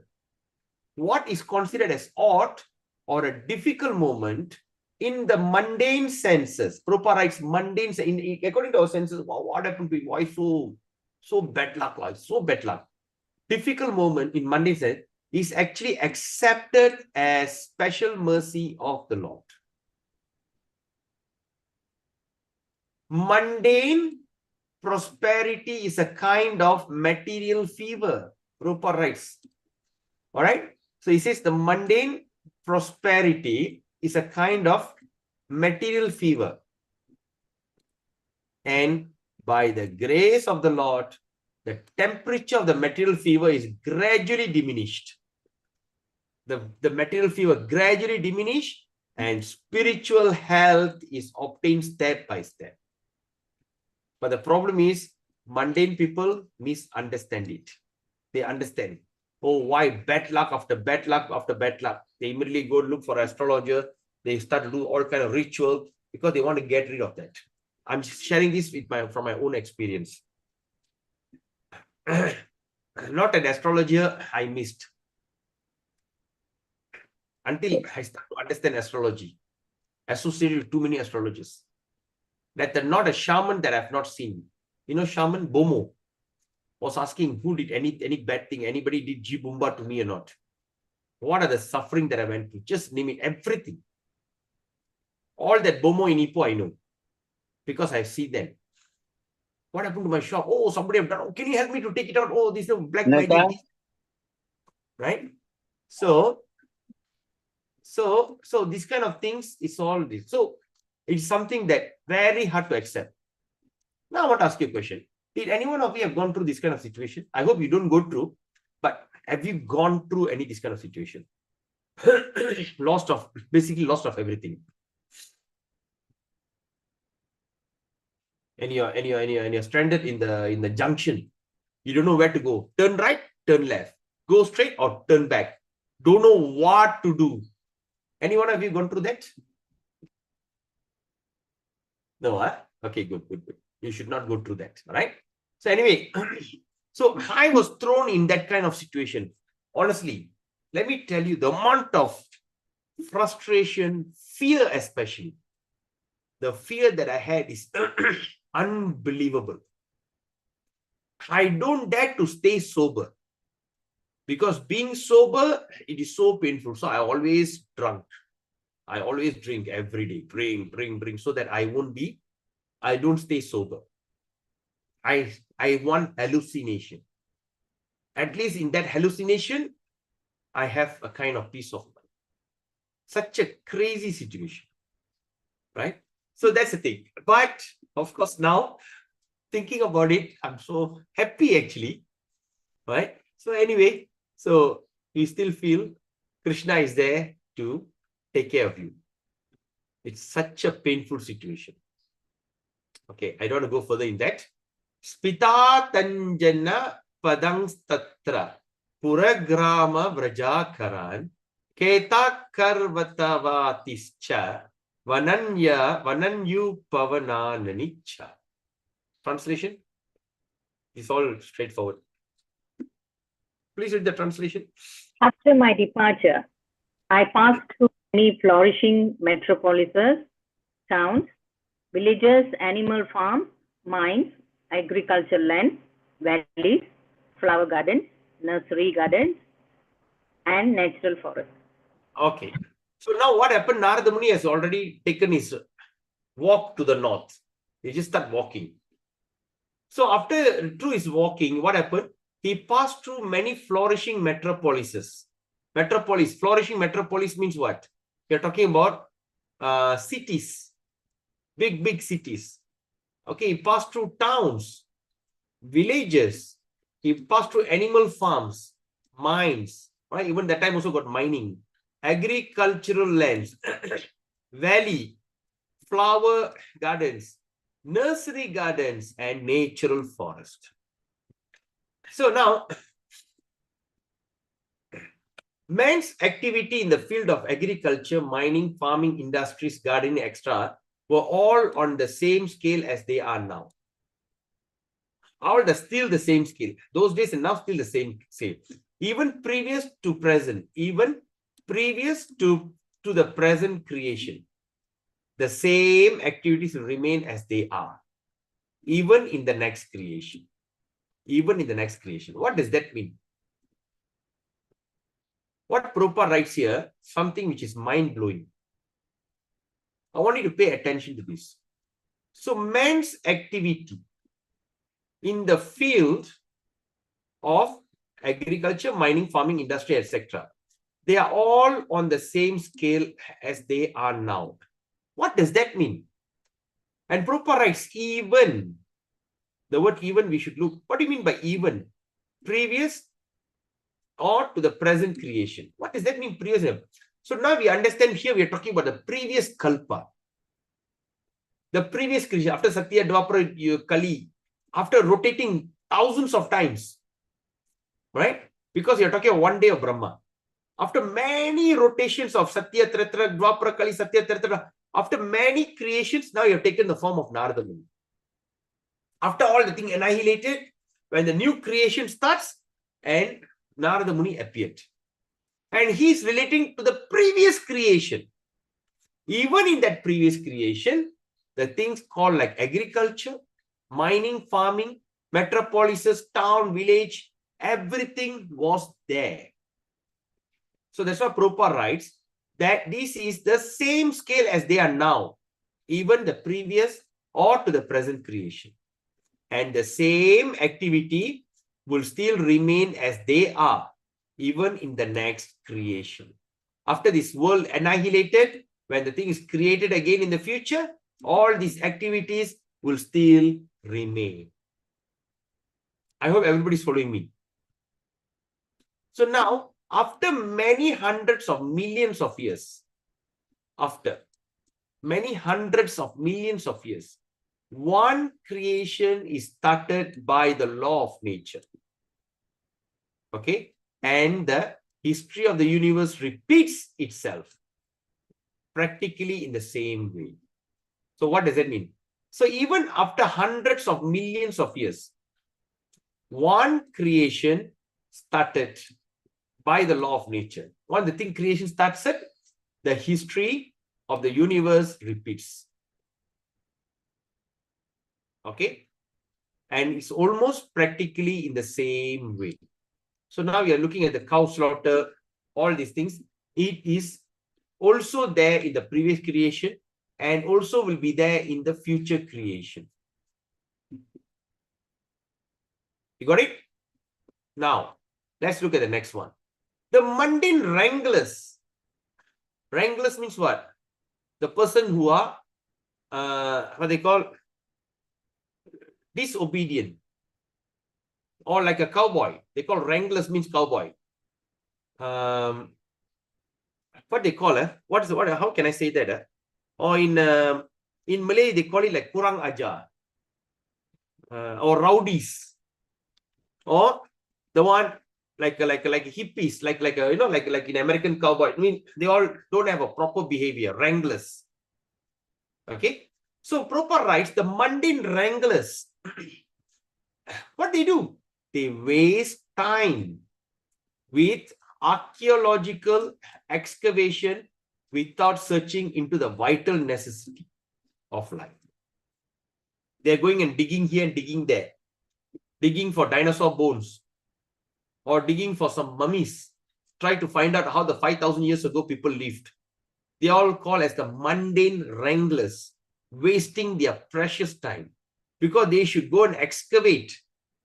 They have to go and dig their vital necessity of life. What is this? So now what Prabhupada writes, Sri Narada Muni, even though he was a mere child, he's only a child, after getting an impetus in spiritual life, after getting an impetus in spiritual life. After he gets some ideas about spiritual life, what did he do? He immediately did not waste time for a single moment with economic development, although he passed towns and villages, mines and industries. Even he started to see all the opulence, everything beautiful. He was not attracted to any economic development. And he did not waste his time, even a single moment. He continually went on to progressive spiritual emancipation. He continually went on. He didn't stop to progress in spiritual culture. Now, important statement here. Srimad Bhagavatam is the repetition of a history which happened some hundreds of millions of years before. Please underline this statement. Srimad Bhagavatam is a what? It's a repetition. It's repeating the history which happened some hundreds of millions of years before. Okay, it is said herein that only the most important factors of history are picked up to be recorded in this transcendental literature. Are you all following me? What it says here? That only that only the most important factors of the history are picked up here. Okay, to be recorded in this Srimad Bhagavatam. Everyone following me? Yeah? Any questions so far?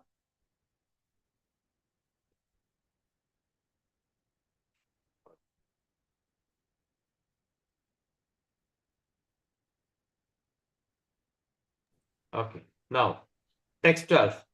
Chitra Dhatu. Yes, Vaishnava Kripa Prabhu.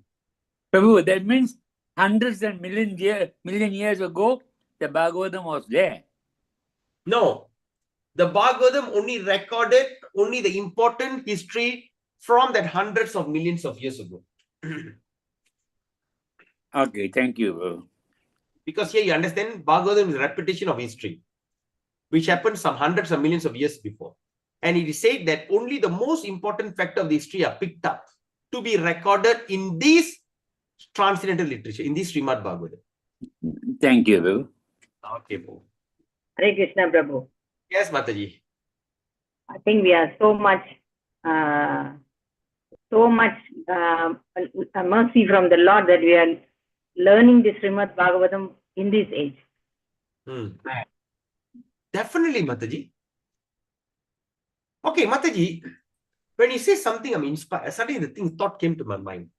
Do you think that we are some or other, we are not completely under the Sukriti of what Narada Muni had, but we are some or other 0.0001% of his Sukriti. Yes. That's why we can understand some of the some of the things that they have mentioned in Srimad Bhagavatam.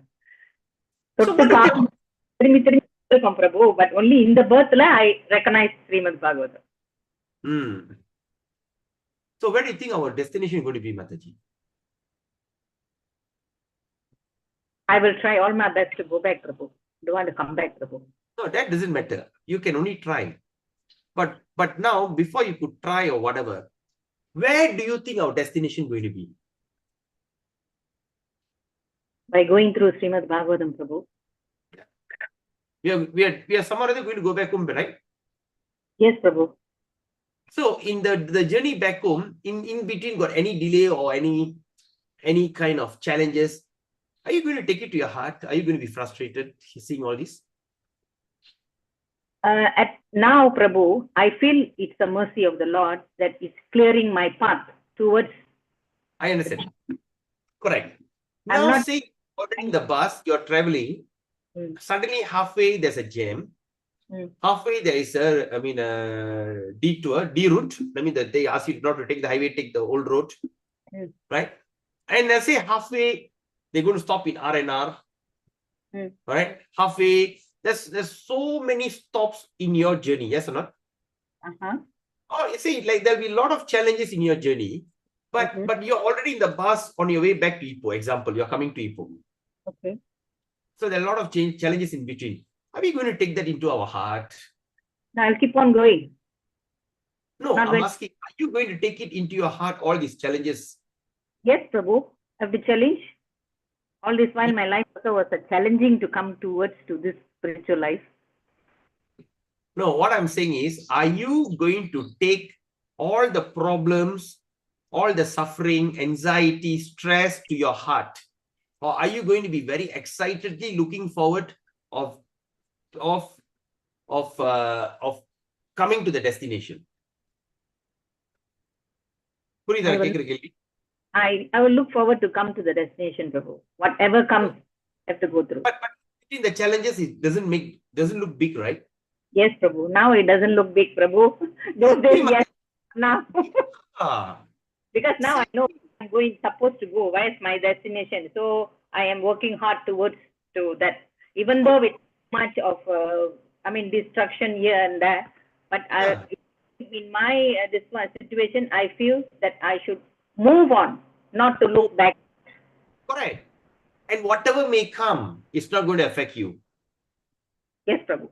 Because you're on a secured vehicle, yes or no? Yes, Prabhu. Like you are in a bus and suddenly you see a flood. You see all the cars, motorbikes cannot pass through the flood, but bus can pass through? And depends how bad is the flood, Prabhu. Doesn't matter how bad also. Can the bus pass through the flood because it's a high vehicle? It's a higher vehicle, yes. Can drive. So we are sitting in a bus. It doesn't matter. Like motorbike, you can see the flood stop by the roadside. The car don't dare to go in. You can spoil the engine. But as a bus, it can just drive through it. So what is my takeaway reading this is we are sitting on a very secured vehicle. In this secured vehicle, Mataji, nothing in these three modes of material nature can, whatever may come, cannot affect our journey back home. So from now onwards, Mataji, is no longer hard work. You do not need to work hard anymore. So what you should do now? Just go on. Just go on. There's no more hard work. Then what else to do? Simply chant, Prabhu. Simply depend. Depend on Krishna's mercy, actually. You are no more hard work anymore. You just like a child and how the mother takes you for a walk. Simply depend on the vehicle. And you just simply go, right? Yes, Prabhu. That's why gratitude is very important. Every morning when you go to offer your gratitude, whatever challenges you may see, it's not going to affect you at all. Very nice point you have made. Thank you, Mataji. Text 12. Chitradatu vichitradrin Iba bakna bhujadruman Jalasayan chiva jalan Nalini sura sevita Chitrasvanai patraratair Vibramat brahmara shriya. Translation. I passed through hills and mountains full of reservoirs of various minerals like gold, silver, and copper, and through tracts of land with reservoirs of water filled with beautiful lotus flowers, fit for the denizens of heaven, decorated with bewildered bees and singing birds. Okay, nice. So what Narada Muni is sharing, I passed through not only the hills and mountains, but I passed through hills and mountains full of reservoir of various minerals like gold, silver, and copper. And through tracts of land with reservoirs of water filled with beautiful lotus flowers, fit for the denizens of heaven, decorated with bewildered bees and singing birds. Such a beautiful, beautiful countryside he's singing. Text 30. Nalavenu sharastanba kushaki chakagavaram eka eva tiyatoham adraksham vipinam mahat. Goram Pratibhayakaram Vyalolukashi Vajiram. Translation. I then passed alone through many forests of bamboo, sharp grass, weeds, and caves, which were very difficult to go through alone. I visited deep, dark, and dangerously fearful forests, which were the play yards of snakes, owls, and jackals. Jackals, yes. So what Prabhupada, what he says is, I passed alone through many forests. How? He went alone. Forests of what? Bamboo, sharp grass, weeds, and caves, which were difficult to go through alone, which is very difficult to go through alone. I visited deep, dark, and dangerous, fearful forest, and which were all play yards for the snakes, owls, and jackals. All these three animals are very abominable animals. Very, okay. Now let's look at the purport. It is the duty of a mendicant, Parivrajaka to experience all varieties of God's creation by traveling alone through all forests, hills, towns, villages. How? Why? Why we have to do that? So to gain faith in God and strengthen the mind as well as to enlighten the inhabitants with the message of God. So Prabhupada writes, a sannyasi is duty bound to take all these risks. They have to take all these risks without fear. And the most typical sannyasi of the present age is Lord Chaitanya, who traveled in the same manner through the central Indian jungle, enlightening even the tigers, bears, snakes, deers, and elephants, and many other jungle animals. In this age of Kali, sannyasa, okay, now Prabhupada explained the age of Kali, sannyasa is forbidden for ordinary men. Sannyas is forbidden. It's not allowed for ordinary men. One who changes his dress to make propaganda is a different man from the original idea of sannyasi. One should, however, take a vow. So that means what Prabhupada writes, one should take a vow to stop social intercourse completely and devote life exclusively for the service of the Lord.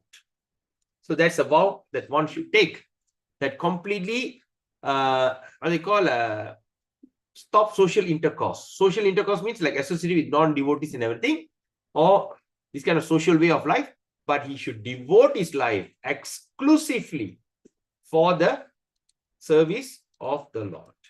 So the change of dress is only a formality. The changing of the dress is only formality. Lord Chaitanya did not accept the name of sannyasi. In this age of Kali, the so-called sannyasis should not change their former names, following the footsteps of Lord Chaitanya. In this age, devotional service of hearing and repeating the holy, okay, in this age, devotional service of what? Hearing and repeating the holy glories of the Lord is strongly recommended. So from taking sannyasi and everything, so what is the only devotional service we should do? We should hear and repeat the holy glories. I mean, repeating the glories of Krishna or chanting the holy name. Okay, recommended. And one who takes the vow of renunciation of family life need not imitate the Parivijakacharya like life Narada and Chaitanya. So those who are taking sannyas, Parivijakacharya, taking a vow, want to do that. All right, they give up the family and everything. They should not imitate, go to the jungle, but may sit down at some holy place and devote his whole time and energy to hear and repeatedly chant the holy scripture left by the great Acharya of the 6 Goswamis of Vrindavan. Wow. So, we all should go to India, Vrindavan and sit and study. All right, so that's the standard. Okay. Text 14. Parishantendriyatmahang Trittaparito bubukshitaha Snatva pitva hrade nadya Upaprishto gatashram. Translation please.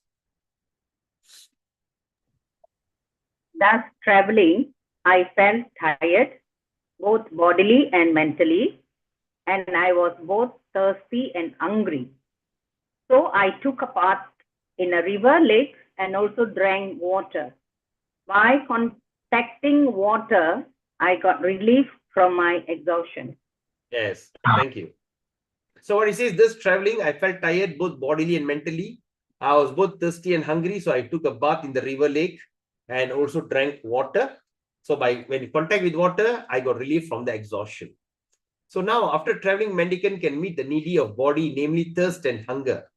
So by the gifts of nature, without being beggar at the doors of the householder, the mendicant therefore, okay, does not go to the house of a householder to beg out of. They don't simply go to the householder to beg, but to enlighten him spiritually. Okay, we read that in Sukadev Goswami's explanation, right? Text 15. Tasmin nirma munije ranye pipalo pasta ashrita atmanatmanam atmastam yatashrutam achintayam. Okay, translation please. After that, under the shadow of a banyan tree in an uninhabited forest, I began to meditate upon the super soul situated within, using my intelligence as I learned from liberated souls. Okay. Then after you take a bath under the shadow of a banyan tree in an uninhabited forest, I begin to meditate upon the super soul situated within. So now he's talking about super soul. Okay, from Brahmavadi, now you come into the Paramatma. That means he's going to the super soul using my intelligence. Okay, he used his intelligence as he learned from the liberated soul. One should not meditate, Prabhupada writes. Prabhupada writes here, he says that one should not meditate according to one's personal whims. If the meditation is not according to your own personal whims, one should know perfectly well from the authoritative source of scriptures through the transparent medium of a bona fide spiritual master. And also by proper use of one's trained intelligence for meditating upon the super soul dwelling within every living being. Right? Another keyword that we have looked here is, okay, is it meditate? Okay, proper use of one's trained intelligence. So the intelligence that we have trained, okay, so we have to use that and meditate upon. Okay, so now then after that, this consciousness is firmly developed. By that, this consciousness firmly developed by a devotee who has rendered loving service unto the Lord by carrying out the orders of the spiritual master. So when we simply carry out the order of the spiritual master, we are also blessed with this kind of thing. So Sri Naradaji contacted a bona fide spiritual master and served him sincerely, and he got enlightenment rightly. Thus he began to meditate. Text 16. Dhyayatas charanambojam bhava nirjita chetasa autkantashu kalakshasye hirdyasin me shaned harihi. Translation. As soon as I began to meditate, with my mind transformed in transcendental love upon the lotus feet of the Supreme, of the Personality of Godhead, tears rolled down my eyes, and without delay, the Personality of Godhead, Sri Krishna, appeared on the lotus of my heart. Okay. So now let's see what happened. He says, as soon as I begin to meditate, he meditate. How? With my mind transformed in transcendental love upon the lotus feet of the Supreme Personality. So tears rolled down from my eyes. Then, without delay, the Personality of God, Sri Krishna, appeared on the lotus of my heart. So what we can understand from here, okay, when I begin to meditate with my mind transformed in transcendental love, that means you have to transform your mind in the transcendental love upon the lotus feet of the Personality of Godhead. So what happened? Tears rolled down from my eyes. So when there is no love, there's no tears. Okay. When you simply sit and meditate into something that doesn't exist, like that, nothing. But that means when there is love, there is affection, there is vipralamba, there is separation. When all these things combine, that's when we go into this kind of feeling where the tears start to roll. Okay. And then Krishna appeared on the lotus of my heart. So what we can see from here? So when we meditate, especially when we do mantra japa, we have to transform our mind into the transcendental love. Because that yesterday I shared I hope you all have printed out the thing that I did yesterday. Okay. I did yesterday the Gopal Guru Goswami's explanation in mind mapping. Mind mapping, I did in a mind mapping form by, Sri Bhajana Rahasya by Bhakti Vinod Thakur, chapter 1, verse 34. Right? So what we say, okay, there's one is Bhagavan descended, remembers, sadhaka. Okay, now we look at Rasika Acharya. What they do, they think and remembers. They remember Krishna in the Kunja or forest. I hope you all have this, right? You all have this? The thing that I shared yesterday. Maybe you can have a look, or if it's possible, try to print it and just have a look every day. Right? They always think and remembers in Kunja or the forest where you see Srimadi Radharani. She steals the mind of Hari by her service. At the same time, Radharani got another name called Hara. Okay, Hara means the one who steals. The Hara vocatively is called as Hare. Okay, so now we understand Hare Krishna means is a deity of Radha and Krishna. And that word Radha, Hare Krishna is Sachit Ananda. It whereby the Radha and Krishna personally present. All right. And as an eternal master of Radha is Shama. Eternal master, Radharani's beloved, is called Shama, the black color form of Krishna. And what is the duty of Shama? He keeps Radha always happy. He gives pleasure to the Gokula Vashi, and eager to taste the happiness of Radha. And the most important is Lileshwara. Lileshwara. So that means he's an expert in Dira Lalita Nayak. Dira Lalita Nayak is such a beautiful thing. I mean, I don't want to discuss, talk about it. That means the way he's amorous love, the 64 qualities, amorous love, the way he pleases by singing, dancing, you know. So, because Dira Lalita Nayak, he also got the name of Radha Ramana. So the Hare Krishna Nam that we say Hare Rama, we are not calling Ramachandra Prabhu, we are calling Radha Ramana, the reservoir of all pleasure. So, and this is supposed to be the ultimate meditation, right? So then I colored everything in a different color. If I put the red color, I says Hare Krishna Maha Mantra. When you meditate while chanting of this pastime, you can attain Prema Bhakti. Right? The first thing I wrote there is Bhagavan descended in the condensed form. Like you take a condensed milk, it's so condensed. Right? Condensed form with knowledge and bliss. At the same time, remember, you have to remember what Nama and Nami. The name and the personified of the name. And there's no different about these two. And the sadhaka's first step is to remove ignorance. They're called Hari, means the one who removes the ignorance. Right? That's the thing. So I hope you all have this. It is okay. It looks simple, but it took me a time to like think about it. I did few, then I got this thing done. You can paste it on the later. I'm going to paste on the wall. So you can paste it, you can print it out and paste it on the wall. Okay, I gave in a form that you can keep it. So before you chant, you look, where do you need to chant? So now the verse is saying the same thing here.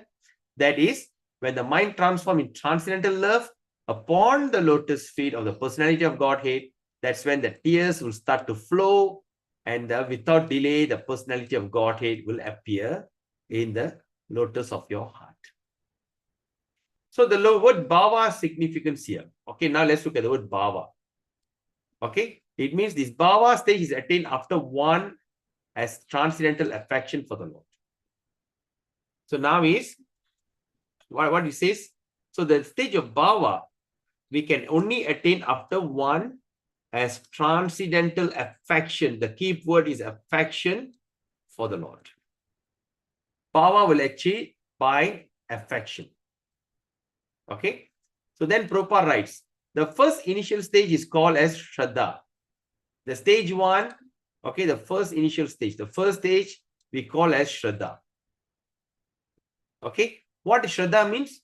Shraddha means something like liking for the Supreme Lord. That means like him. You want to serve him. And in order to increase that liking, okay, in order for you to increase the liking, okay, in order to increase the liking, okay, one has to associate with the pure devotees. Okay, so now the third stage is to practice the prescribed rules and regulation. First, you start to have liking. Second, you associate with pure devotees, sadhu sangha. Then you follow the rules and regulation. And these, what will happen? These will dissipate all sorts of misgivings. All the anarthas, all these things, all will be disappear and remove all personal deficiency, which hampers the progress in devotional service. We call as anartha nivirti. So when all these anartha nivirti, all these unwanted things are removed, so then you have a standard faith, Shraddha. What they call? Nishta. Nishta. Yes. So now you start to have Nishta in transcendental mental, and the taste for it increase in the great proportion. Then it start to increase. So this stage, what happened? It leads to attraction. And after this, there is bhava. So, or the prior stage of unalloyed devotional service. So what is bhava means? Bhava means the prior stage. That means one stage before you achieve unalloyed love of Godhead. So unalloyed love of Godhead means is the ultimate called prema. All the above different states are but different stages of development of transcendental love. Being so surcharged with transcendental love, there comes a strong feeling of separation, which leads to 8 different kinds of ecstasy. So while you are in the process, you start to have the strong feeling of separation, and that's when you manifest 8 different types of ecstasy, like crying, horripilation, heartbeat fast, like that, right? All these kind of things that so tears from the eyes of the devotee is an automatic reaction. Tears. And because Sri Narada Muni in his previous birth attained that stage very quickly after his departure from home.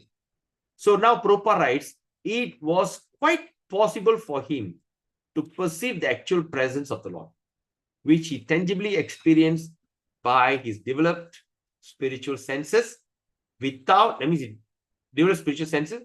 The word is without material tinge. Right? Okay, we do the last verse. Prematibara nirbinda pulakango tini vrita ananda samplavelino napashyam ubayam mune. Read the translation.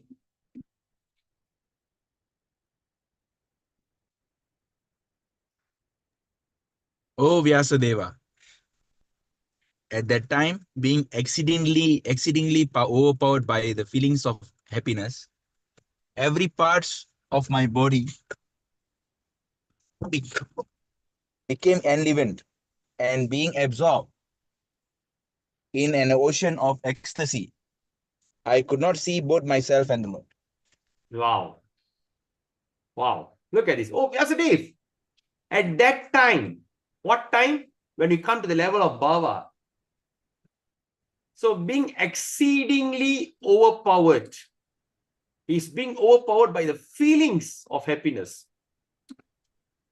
So there's extreme happiness. So now Narada Muni is explaining what happened. He says every part of his body become enlivened. Everything, your hand, your leg, everything becomes like enlivened. And all start to be alive. Then he says being absorbed. In what? In ocean of ecstasy. He could not see both myself and the Lord. He is in such a great ecstasy. So now Prabhupada writes, Spiritual feeling of happiness and intense ecstasy.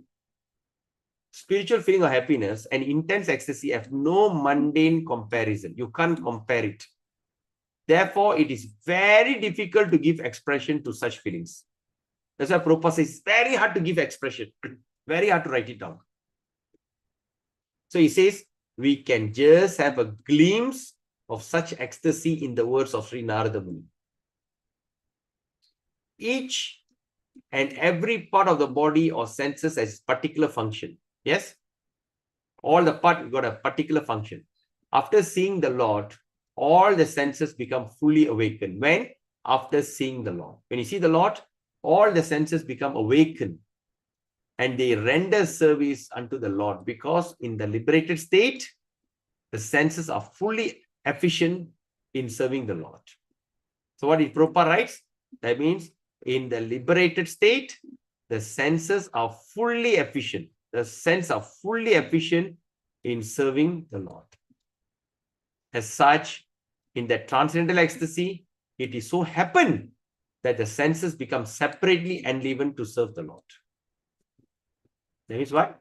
So, as such, in that transcendental ecstasy, it so happened that the senses become separate in enlivened to serve the Lord. All the eyes will become, all start to act separately in serving the Lord.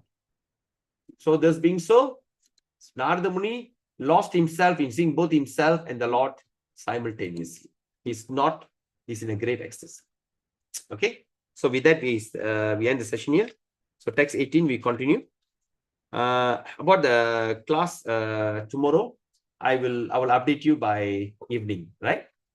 Because I've got some things, because now since the school holidays, got a lot of things to settle.